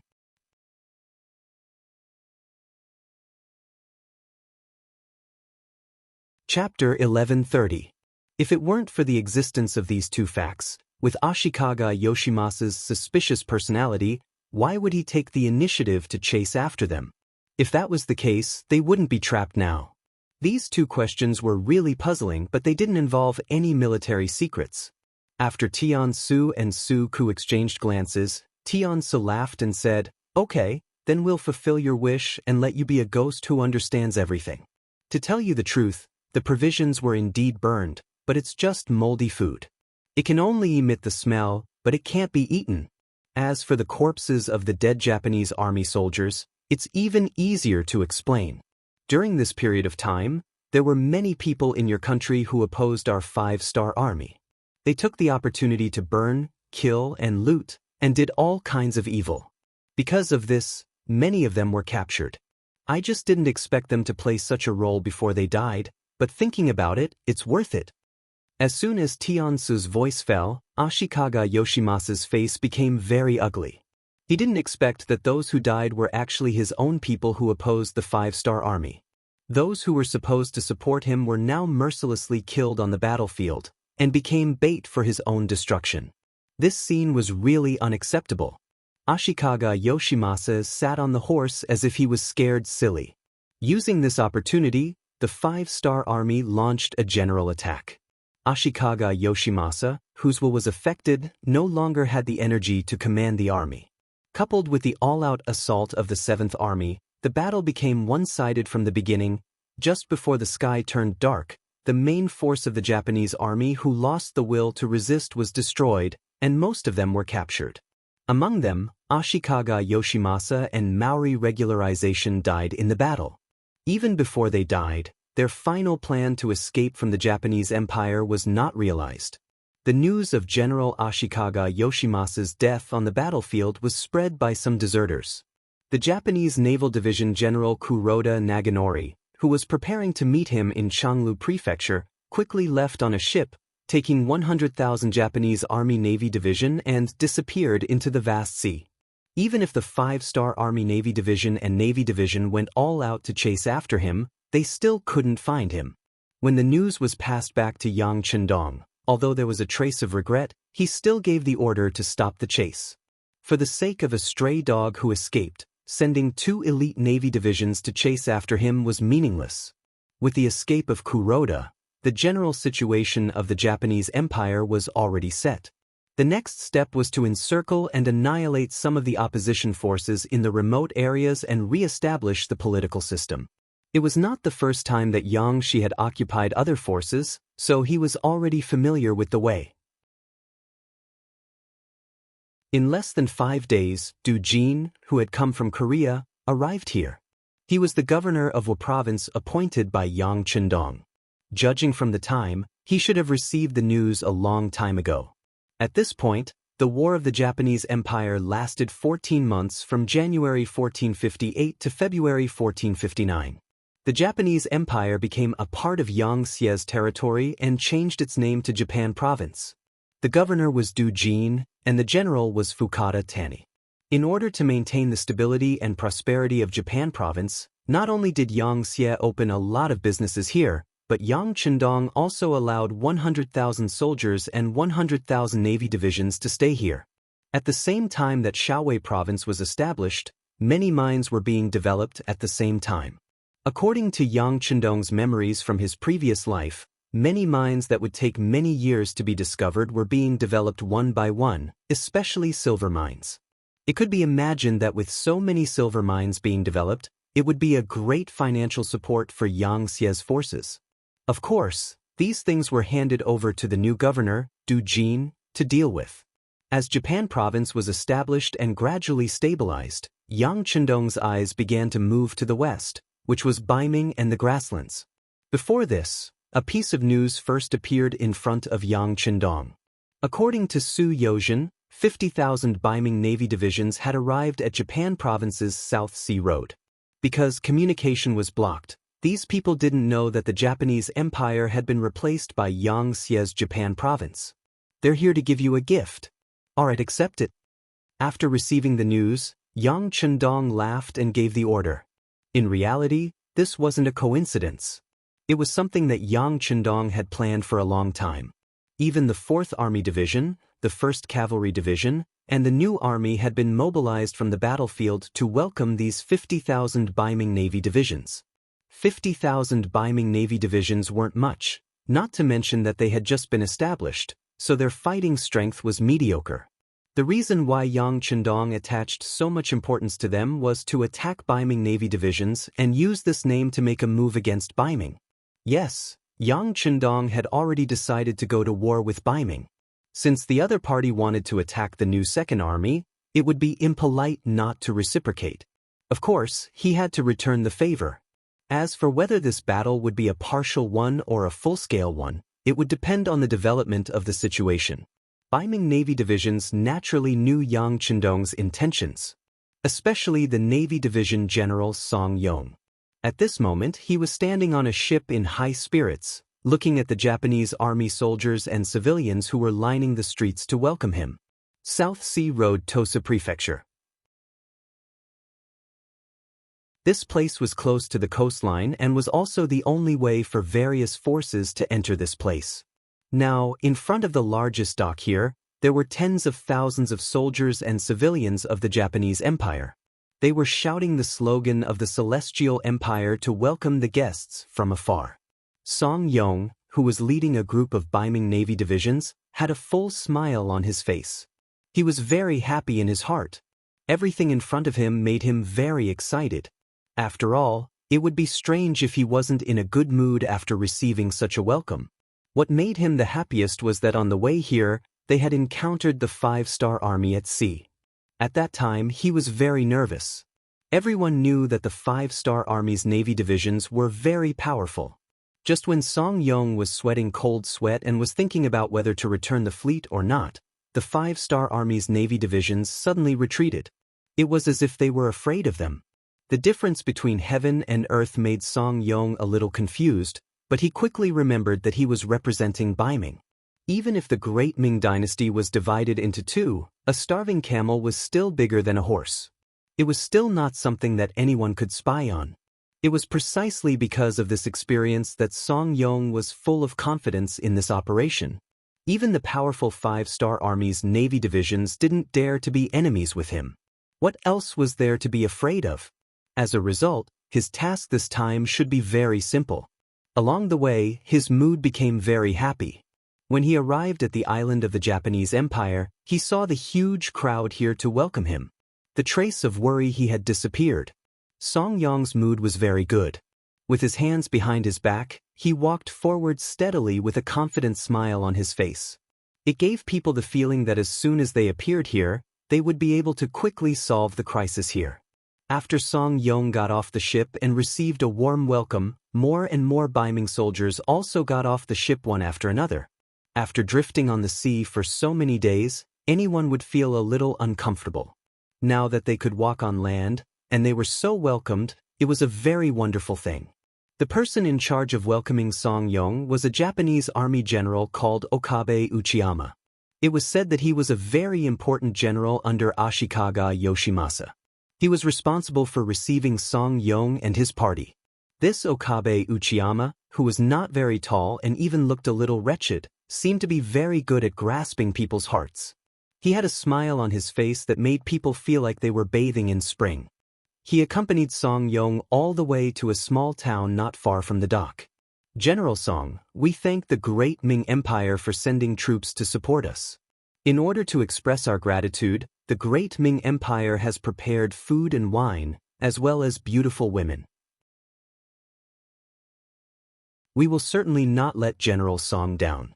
At the same time, Okabe Uchiyama took out 2 banknotes worth 100,000 silver from his arms like a magic trick and put them in Song Yong's hand when no one was looking. Song Yong's eyes only glanced at the banknotes. After seeing the amount on it, the originally very happy Song Yong's face became even redder. He didn't expect to have such a harvest. It was said that the Japanese Empire was a small country, poor and pitiful. He thought that coming here would be difficult, but now it seems that this was not the case. It has to be said that the great Ming Empire's people were prejudiced. Under the Confucian education, they seemed to be the only orthodox people in the world, and they were the most powerful. Because of this, they had a sense of superiority, but if they underestimated the great Ming Empire, it was only a matter of time before they suffered a big loss. Back to the topic, Song Yong held the banknotes in his arms and patted his chest in joy as he said to Okabe Uchiyama, General Okabe, you can rest assured. With our Baiming Navy here, the 5-star army will not dare to act rashly. They are only the subjects of Bugnam of Gojoseon. How could they dare to become enemies with the Emperor of Baiming? Good, with General Song's words, that's great. And, how about this, let's drink and eat first. In the words of the Han people, it's a welcoming dinner for everyone. After that we'll go and rest. Hee, I've arranged a surprise for General Song in the room. As for the 5-star army, we'll talk about it tomorrow. Okabe Uchiyama's eyes were squinted, and he was smiling so much that his eyes almost disappeared. He was expressing his joy. Of course, Song Yong knew what an unexpected surprise was. He had just seen a lot of girls from the Japanese Empire in the crowd. They were all dressed up beautifully, and their eyes were like silk. Their faces were so soft that it seemed like water could be squeezed out of them. There were a lot of girls, and they had already attracted the attention of the Baiming Navy soldiers. Okabe Uchiyama had also intentionally mentioned the word beautiful, so how could he not know what it meant? Good, then I will have to trouble General Okabe. General Song is too polite. This is what we should do. You are here to help us. Okabe Uchiyama continued to laugh. Those girls were indeed from the Japanese Empire, but they were different from normal girls from the Japanese Empire. They were the family members of the great generals and the soldiers. Now that the great general was dead, as the family members and relatives, they naturally needed an explanation. In the end, after some consideration, Okabe Uchiyama gathered them together and started a sex business.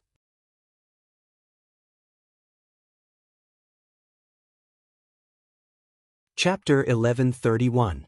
Unlike the women in the brothel, they were only responsible for solving the personal problems of the soldiers. When the matter was reported to Yang Chendong, he hesitated for a while, but in the end he did not refuse. On the contrary, he gave a name to these women, calling them comfort women. Speaking of which, this was naturally not tolerated by the great Ming dynasty and even the thousands of years of Huaxia's Confucianism. However, when he thought of what happened in Nanjing in his previous life, And how many women in Huaxia were harmed by the Japanese Empire, he could not bear to do it. He took it as an interest. What Yang Chendong did not expect was that when the children of the sinners found out that they did not need to die, and only needed to serve the men, and if they performed well, they could even get money to help the sinners get out of trouble. Most of them did not object, and instead, they were excited that they could do something for their families. This was the nature of servility and lowliness. After hearing about this, Yang Chendong finally did not say anything. Even when the 8th madam found out about this, she did not say anything. First of all, these were the children of the sinners, and it would be unreasonable if they were not punished. Second of all, in the Japanese Empire, men were superior to women. Now that they had a chance to wash away all the shame, this kind of opportunity was hard to come by. Of course, Junko also asked Yang Chendong about this matter. She meant that the daughters of the sinners could do this, but the ordinary people did not need to do this. Otherwise, what would the men of the Japanese Empire do? Yang Chendong, who did not agree to this, quickly satisfied Junko's request. He stipulated that only the daughters of the sinners could enter the comfort women. If there was any coercion, no matter who was involved, no matter what level of authority was involved, they would all be severely punished. In this way, an independent group of women appeared, and the first task they received was to entertain the 50,000 Baiming soldiers who came from afar. They wanted to make them happy and satisfied, so that they would put down all their vigilance and work hard for the next plan. Under special arrangements, more and more women from the Japanese Empire were brought to the temporary barracks of the Baiming Navy outside the town. Because there were too many wolves and too little meat, it was said that there were some disputes when it was almost nighttime. Some soldiers even had internal strife and fights because of the lack of women. Of course, this was only a small matter, because in the middle of the night, something even bigger happened. Countless soldiers of the 5-star army suddenly appeared like divine soldiers descending from the heavens. With lightning speed, they took control of the 50,000 Baiming Navy soldiers. Many soldiers could not understand this sudden scene. Some of them put on their clothes and picked up their weapons to resist, but they were quickly suppressed. In the face of the 5-star army, who was many times stronger than them in terms of both numbers and combat power, and they were completely unprepared, they couldn't even withstand a single blow. The 50,000 Baiming Navy soldiers were all captured, and even the soldiers who stayed on the ships did not have the chance to escape. They were all wiped out by the 5-star army. The last one was Song Yong, who was enjoying the pleasure of a man in the town. When he was sleeping soundly with a woman from the Japanese Empire in each of his arms, the 5-star army suddenly rushed into his room and made him fall from heaven to hell. The naked Song Yong was pulled out of his bed with his but naked. Song Yong didn't wake up until his body touched the ground and he felt the coldness of the neon soil in February. Then he shouted, "What are you doing? I am the general of the Baiming Navy, and I am here to help you. Are you trying to rebel?" Song Yong's shout was not soft, but no one cared. When he was dragged all the way to the main hall of the room, under the bright lights, he saw Yang Chendong sitting on the main seat. He was wearing a green robe and his entire body was emitting an oppressive aura. Yang Chendong was not just a name, but a famous person. Although there was no photography at that time, there were many excellent artists. Yang Chendong's appearance had long been spread among the people. Song Yong was a general who commanded 50,000 soldiers, and this time he was going to make things difficult for the 5-star army. How could he not recognize him? So when he saw Yang Chendong sitting on the main seat, his brain instantly short-circuited. He did not expect Yang Chendong to appear here. For a moment, he reflexively said, "Bugnam of Gojoseon, why are you here? Should be facing the siege of the Japanese army in Ping and Beijing. Ignorant guy. Let me tell you, the Japanese Empire is gone. Before you could even set foot on this land, it had already been conquered by this king." Yang Chendong's voice carried a trace of ridicule. The dignified Baiming actually sent such a good-for-nothing general to deal with him. He did not know if he should say that the other party was ignorant or arrogant. Like a bolt from the blue, when these words entered Song Yong's ears, he was so shocked that he could not speak. The powerful Japanese Empire was actually defeated and conquered by the 5-star army. He wanted to say that this was impossible, but when he thought of Yang Chendong's previous actions, it seemed that it was not impossible. Especially now that he was surrounded by the 5-star army's generals and soldiers, and there was no Japanese army around. There were also no sounds of killing. This was enough to prove everything. Song Yong was not a general with a backbone. The only reason he was able to be in his current position was because he was smooth and slick. Now that he knew that the situation was not good for him, the only thing he could think of was to save himself. In front of so many 5-star army's generals, Song Yong knelt on the ground and crawled at Yang Chendong's feet. Under the light, his white but was very dazzling. Bugnam of Gojoseon, this general was wrong. I should not have come to be your enemy. But all of this was the emperor's will. This general did not dare to disobey. Don't worry, as long as you let me go back, I will definitely not be an enemy of the 5-star army. I am willing to swear. With snot and tears, Song Yong did not have the demeanor of a general at all. But right now, not only did his appearance not make people feel any pity or sympathy, it only made him receive countless disdain. In front of so many generals, if he had some backbone, even if he died, he would still receive everyone's respect. But kneeling and begging for mercy was the most cowardly display. Soldiers were cowardly, while generals were cowardly. It could be imagined that even the general leading the army was like this. It would be strange if they could train qualified and outstanding soldiers. Yang Chendong was also speechless at Song Yong's current appearance. He originally thought that the other party would appear and reprimand him. After all, from a righteous point of view, the other party had received the order of the Emperor of Beiming, while he was just a king. He had even planned to talk back to him, but he never thought that the other party would kneel on the ground and beg for mercy. This made him unable to say a lot of the words he had prepared. Of course, Song Yong's fear of death made it much easier for Yang Chendong to carry out the next military plan. First, he rolled his eyes at Song Yong, who was kneeling on the ground. Then, he turned his gaze to Yang Er, who was standing next to him. He then covered Song Yong with a sheet. Although the thin sheet couldn't play an absolute role in this cold weather, it could still cover his face. I'll leave the rest to you. Yang Chendong suddenly lost interest. A person who was so afraid of death, as long as he didn't take his life, he would not refuse to do anything he wanted him to do. After saying this to Beta Persei, Yang Chendong said to the commander of the 4th Army Division, Ling Daqiang, the commander of the 1st Cavalry Division, Tian Hu, and the commander of the new army, Su He, who were waiting at the side. The 3 of you, go back and prepare. The army will set off tomorrow morning. The 3 generals who had always been arrogant, after hearing Yang Chendong's words, they all respectfully lowered their heads and answered. At the same time, the 3 of them were also very excited. After such a long time, could they finally compete with the Beiming army? After Yang Chendong left, Beta Persei did not leave with him. Instead, he appeared in front of Song Yong, who was kneeling on the ground, with a smile on his face. General Song, it's time for us to have a good talk, but I don't know if you're willing to cooperate. Don't worry, even if you don't cooperate, I won't kill you. Instead, I'll make you feel worse than death. Although Beta Persei had a smile on his face, Song Yong felt a chill and a sense of danger. He immediately said desperately, General, please rest assured that I will cooperate. As long as you don't kill me, I'll do anything. A few hours later, when the sky had just brightened, tens of thousands of the 5-star army boarded Beiming's ships and disappeared. In just one day, the docks in Tosa Prefecture regained its tranquility. If it was someone who did not know, they would not be able to imagine that this place would be so lively yesterday. Shajing City.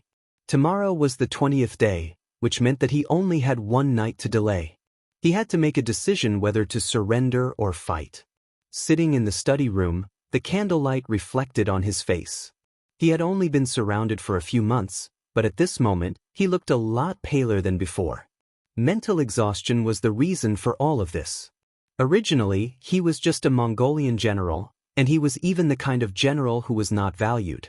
In the past, even eating and dressing had been a problem. However, everything changed after meeting Yang Chendong. He was put in an important position and was treated better.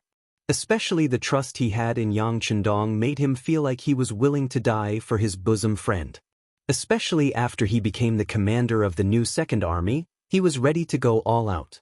He wanted to let everyone know that the sixth young master did not misjudge him. He had such strength and most importantly, he had such loyalty.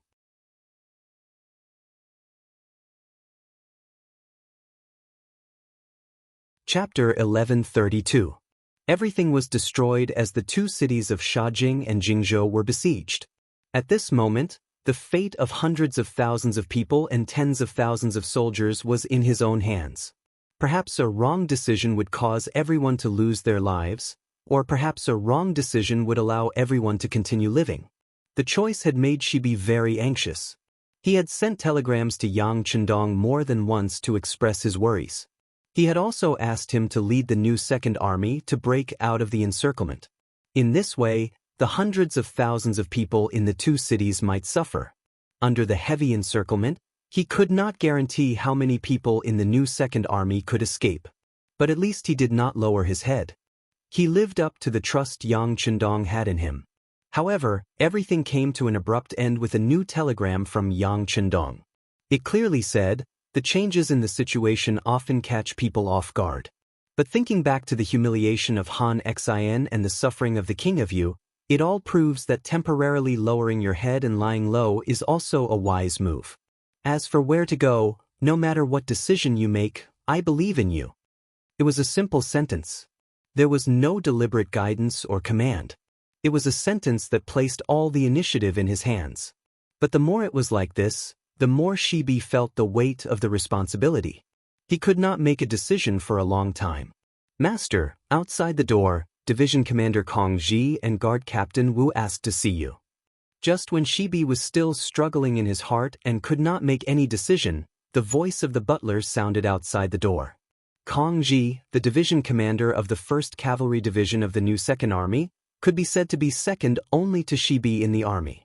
In other words, once something happened to Shibi, Kong Ji would be the temporary division commander of the new Second Army. This was also what Yang Chendong had said when he established the new Second Army. Wu Xiaoyi, Shibi's guard captain, was not only strong, but also loyal. It could be said that he was the last line of defense to ensure Shibi's safety. When something big happened, Shibi would discuss it with him. It could be seen that he was also a very important figure in the new Second Army. It was these two people who came together in the night. Even Shibi did not pay attention to them. "Please." Soon, the housekeeper brought the two of them into the study.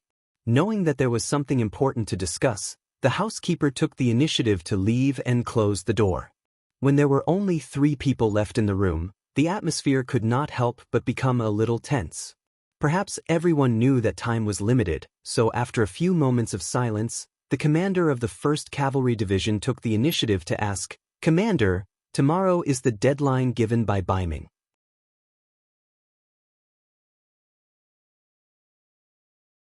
If nothing unexpected happened, Rong Xiao would come to the residence tomorrow and get this result.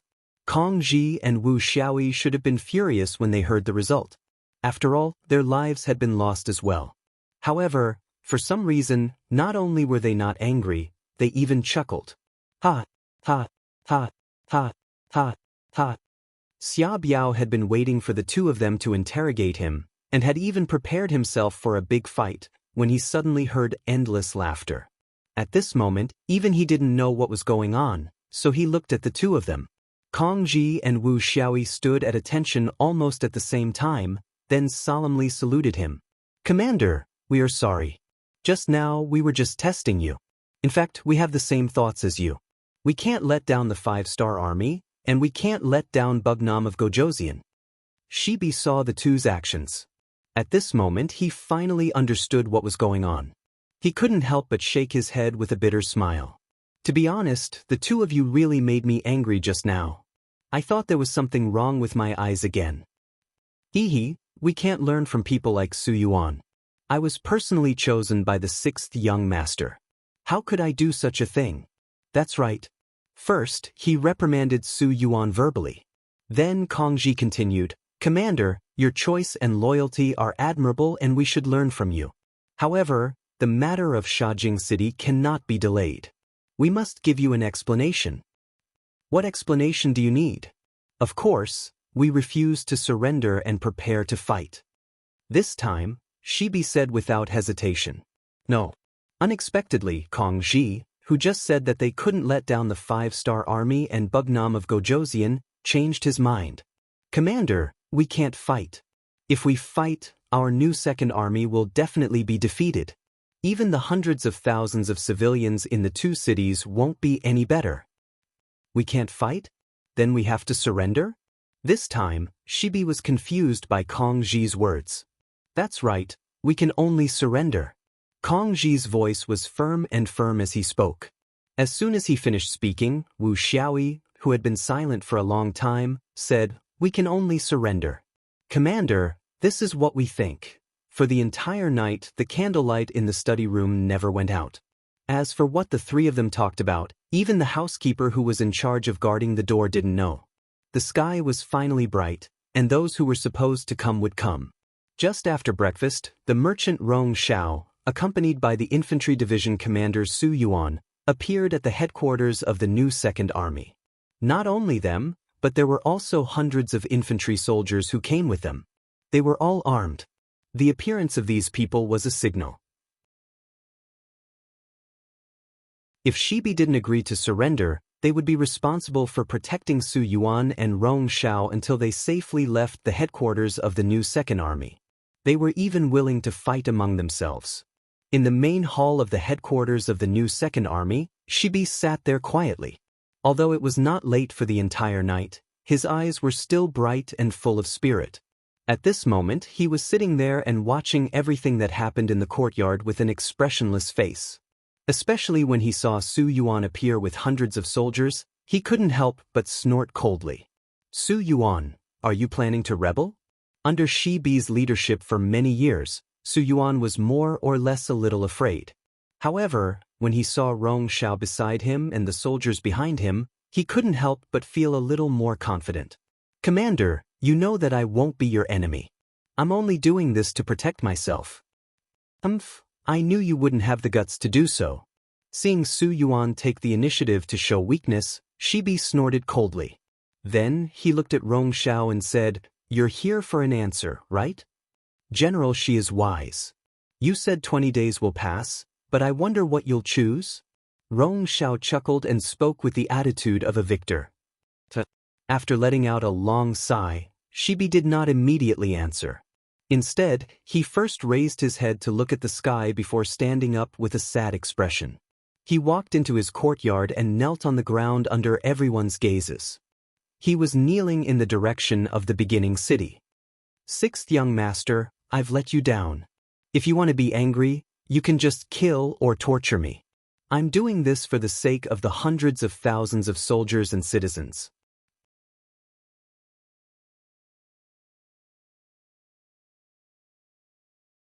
Chapter 1133. Rong Xiao, who was watching from the side, couldn't help showing a hint of fondness in his eyes. He seemed to have thought of the result that the other party was going to give. It seemed that Shibi had made the decision to surrender. If so, he could take down Sha Jing and Jingzhou without shedding any blood. As the executor, he would make a great contribution. At that time, his future would be limitless. As Rong Xiao expected, after a while, Shibi stood up and made the decision to surrender to Baiming, but he still put forward 2 conditions. First, everything he had now was given by Bugnam of Gojoseon, so he would never be his enemy. He could help Baiming deal with other enemies, except for Xianxia and the 5-star army. Second, no one could hurt the 100,000 people in Shajing and Jingzhou. Even if they did something extreme, as long as they didn't rebel against Baiming, no one could be caught, let alone killed. If Baiming could agree to the 2 conditions as the commander of the new Second Army, Shibi could draft a letter of surrender to Baiming and announce it to the world. Shibi finally made a decision, and it was a decision that satisfied him. Rong Xiao was already very happy, so he nodded and agreed. "General Shibi's 2 conditions, I agree on behalf of Baiming. Please write the letter to the world now." "There's no hurry. Let's talk about it after you write down the two conditions. To be honest, I don't trust you. She looked at Rong Xiao with some disdain. Her eyes were extremely cold. Well said. But before that, shouldn't General Shibi express something first? After all, I can't completely trust you. Rong Xiao rolled his eyes, suppressing the anger in his heart from being looked down upon, and said thoughtfully. Yes, but how should I express it? Shibi asked back. This. Rong Xiao first glanced at Su Yuan beside him, then said thoughtfully, why don't you give the order to completely hand over the safety of Shajing City to General Su? This way, you can show your sincerity. Although Su Yuan was still the commander of the new 2nd Army's infantry division, it seemed that he had already surrendered to Baiming. With him in charge of the city's safety, Rong Xiao and Baiming would be relieved. Shibi naturally knew this, so after pondering for a moment he nodded and agreed, okay, I agree. Ah, good. Rong Xiao couldn't help but laugh when he heard this.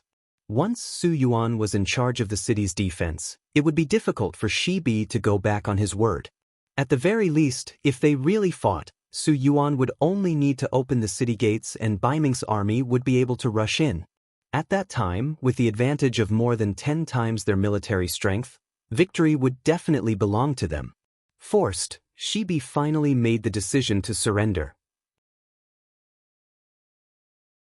Although this was betraying Yang Qindong, it also saved the lives of hundreds of thousands of soldiers and civilians. When the news first spread out from the city, when it came from the mouth of Infantry Division Commander Su Yuan, many of the soldiers and commoners in the city who heard this news all shed tears. Most of them joined Yang Xie's big family later, but even so, they still enjoyed many benefits. They originally thought that their lives would change greatly and become better and better, but the sudden appearance of Baiming's army shattered all their fantasies. Now, they had returned to Baiming and became Baiming's people. It was impossible to say that they didn't have any thoughts in their hearts. However, the situation was like this. Facing Baiming's army that was like a wolf and a tiger, what could they do? Were they really going to risk their lives? If that was the case, no one would be able to survive. Rong Xiao acted very quickly. In just 5 days, he received a letter of guarantee written by Baiming's commander, Shi Heng, agreeing to give up the 2 requirements. Shibi didn't act shamelessly after that. He took out the document that he had written long ago.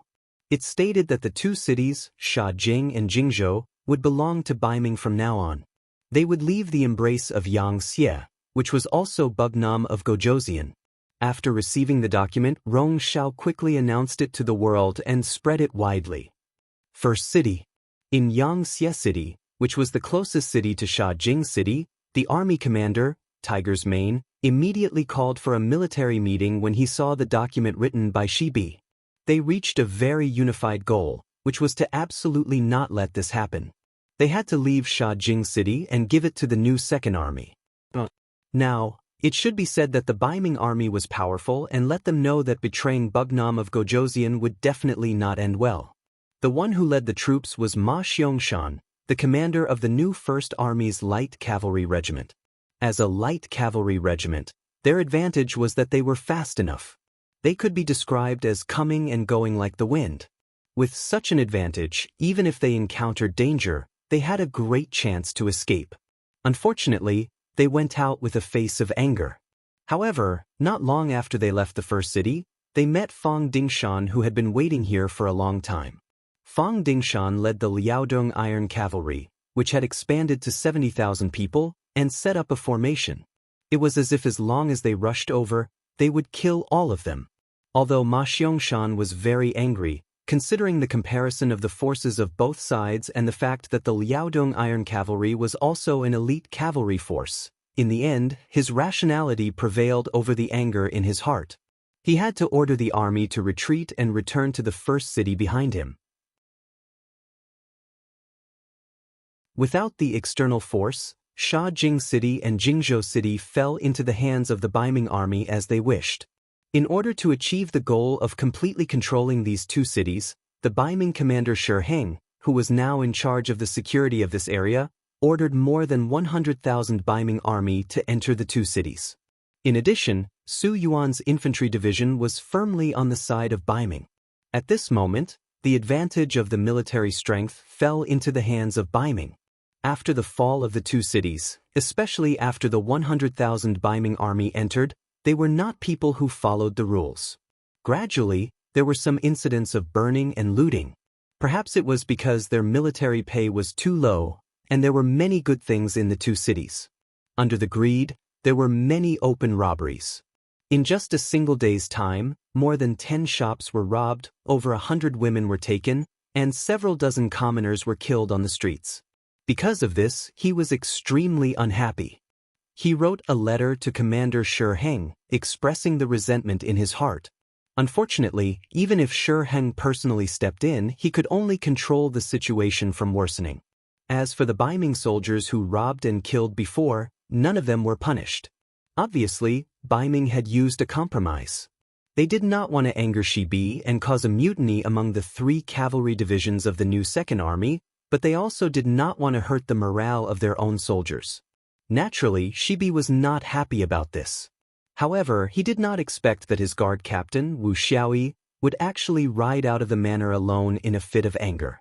He charged into the northern Ming military camp in broad daylight and found a few criminals. The northern Ming soldiers who had killed the commoners did not say a word and killed them with a saber. Wu Xiaoyi's actions naturally attracted the anger of the other Baiming soldiers. After being surrounded, he was finally captured alive. Then, the matter was reported to Shibi. Shibi was still living in the city lord's mansion and did not seem to have been stripped of any power. However, when Rong Xiao and Su Yuan appeared here again, their expressions were clearly much more arrogant than before. In the past, they had come to ask for help. However, this time, they came to denounce them, so their aura was naturally different. In the hall, Rong Xiao questioned Shibi. He said that because of guard captain Wu Xiaoyi, 4 Baiming soldiers had died. This matter had caused the army to be extremely dissatisfied, and an explanation had to be given. Explanation? What explanation? You promised me before that you would not harm the people in the city. What did you do? Guard Captain Wu only acted out of indignation. You can say that he was willing to do so. Shibi naturally would not allow the other party to criticize him and took the initiative to counterattack. Even if you are dissatisfied, you can't just casually charge into the army camp and kill people. If you don't follow the rules, how can we explain this to the soldiers? Therefore Wu Xiaoyi must die. Of course, we were also in the wrong before. How about this? General Shibi will personally deal with Wu Xiaoyi. This can be considered as us giving you face. Furthermore, we can guarantee that no one will harass the people in the city in the future. Rong Xiao had already thought of what to say. At this moment, he appeared to be awe-inspiring and righteous. However, they did not kill Wu Xiaoyi and instead handed him over to Shibi for him to kill. This action was truly too sinister. Hearing this, Shibi's eyes flashed with uncontrollable anger. Just as he was about to say something, Rong Xiao spoke again. General Shi, don't forget that we agreed before. If someone rebels, then we have the authority to deal with them. Your guard captain actually charged into our Baiming army to kill people. Isn't that no different from a rebellion? Of course, if you can't be ruthless enough to deal with him, then you can hand him over to our army. However, I'm afraid that if we do that, Wu Xiaoyi will suffer even more. This was a threat. However, Shibi could not say anything. Who told Wu Xiaoyi to be so impulsive? In order to prevent the people in the city from being bullied and for the security of the two cities to return to peace, Shibi had no choice but to agree. Tears flowed from the corners of her eyes as she said, "All right, we'll do as you say." Very good. Shibi finally compromised. All of this fell into Rong Xiao's eyes and made him very happy. He believed that once the news of Wu Xiaoyi being killed by Shibi spread, this new Second Army commander's authority would be suppressed to the lowest level. At that time, even if he had any disloyalty, he would not be able to stir up any waves. Not long after Rong Xiao left, Wu Xiaoyi was sent to the city lord's manor. Following him was the commander of the 1st Cavalry Division, Kong Ji. He knelt on the ground and pleaded with the other guards, namely Shibi's personal guards.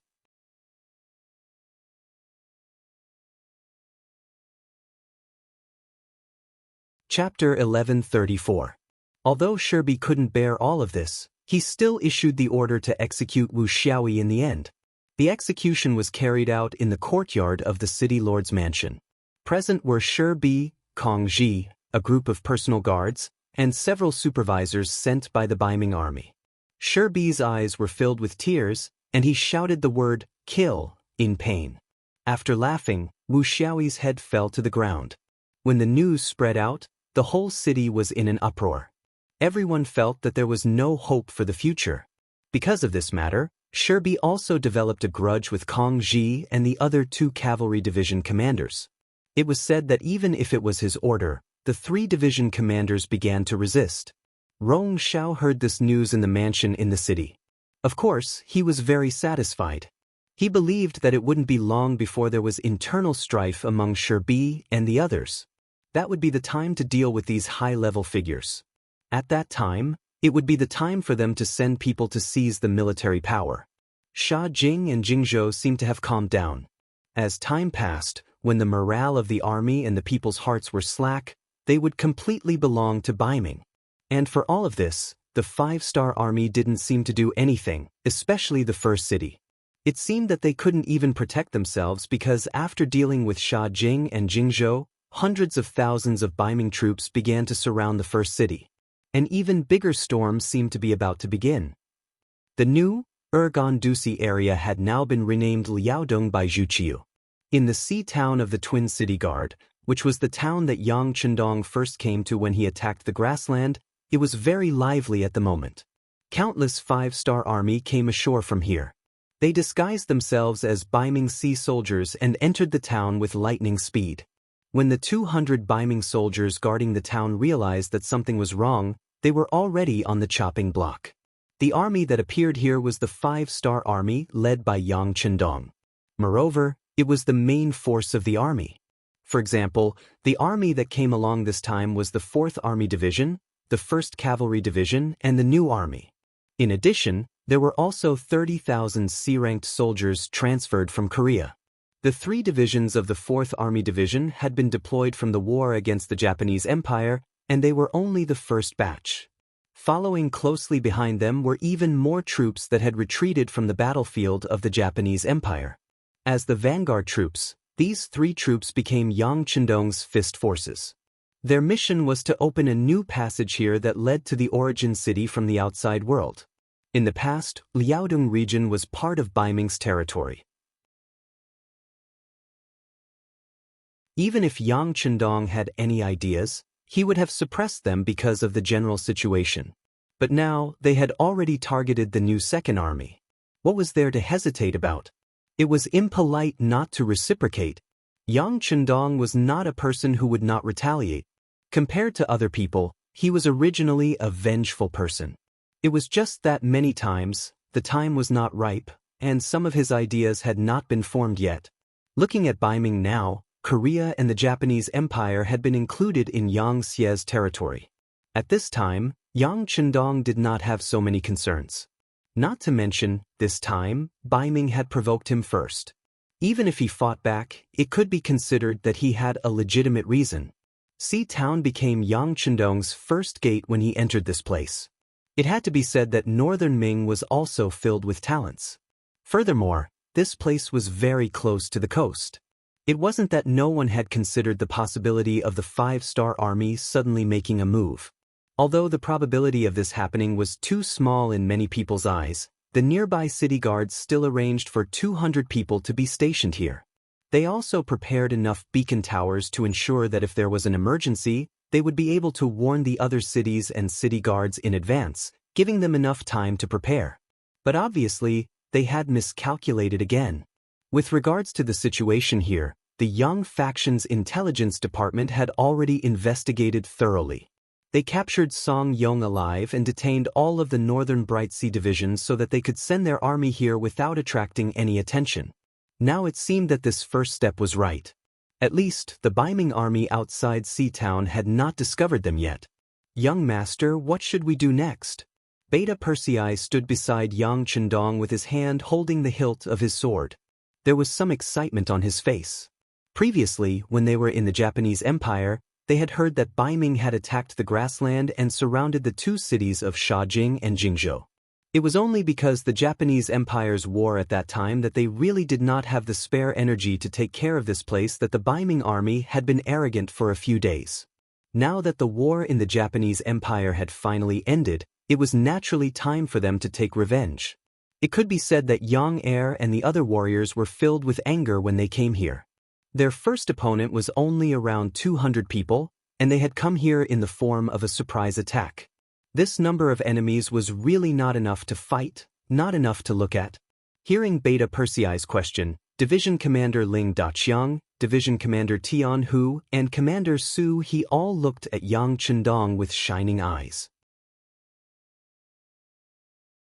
Yang Chendong, who had already changed into a black armor, was now riding on the white dragon, looking into the distance thoughtfully. This was not the first time he had appeared in Sea Town, but compared to before, the pressure on him this time was obviously greater. It was not for anything else, but because his opponent this time was Baiming, the so-called orthodox in the eyes of the world. Even if the great Ming dynasty was divided into two, Baiming's power could not be underestimated. The intelligence department showed that the other side had an army of more than 4 million soldiers, and this was not enough.